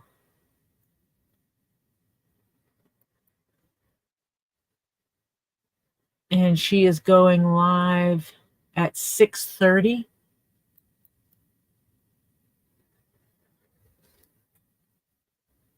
And then after we see Emma, we will pop over to Two Leaves in a Pod. And Tuesday night is their chit chat, sometimes trivia, catch up on current events night, complain about stubbing your toe night, whatever. And then Flutter Yo is usually joining them they also are on Thursday nights, somewhere between 9 to 10 on each night is when they come on. Sometimes they come on at 9, 9:30, might be 9:30, 10, depending on schedules. So you can just watch their stuff, and they usually post them in advance. So drop by and see them. Thursday is when they do their sales of pretties. So that's crystals and gems. and stuff is on Thursdays. So, stop in and see. Sometimes you can catch some stuff on sale on a Tuesday, unless they do a pop-up. And Wednesday and Sunday at 7:15 and Saturday at 5:15, you can find several people over at Rosie's Random Treasure, just chit-chatting around. Flutter Yo posted her link in here. She does the fishing videos and has been doing some let's go out and find some rocks, some rock hunting videos of some gorgeous specimens. And when she has stuff, she has sold stuff a few times on Two Leaves in a Pod with their Thursday night sale. Then we have Stacy Northern Aurora Treasures, who also sells some crystals and gem type stuff, but also sells some 3D printed items. And you just have to watch her channel to subscribe to her channel, and then you will get notifications when she's going live. She goes live according to her work schedule. And on Friday nights, somewhere between 7 and 8 o'clock, it could be 7:15, 7:30, or 7:45, you will be able to go over to Get Swamped and see what everybody's doing on the farm, get caught up on any new animals they have coming in or any animals they've traded. If any lemur babies are born, if any new gators hatched, if they acquired a new gator, and all those kind of things. And then they also go into having sales and have been selling a lot of gems and crystals and rocks lately. When the season is right, Robbie will go to yard sales, flea markets, or buy storage lockers and get some different items and put those up for sale as well. If they go someplace that has some really good stuff for sale, they will pick stuff up and throw out different things. So come by and see us there on Fridays as well. So we have a lot of stuff to keep you busy all week. So take care of yourselves, take care of others, be kind to yourself, look out for the crazies in this world, and avoid them at all costs.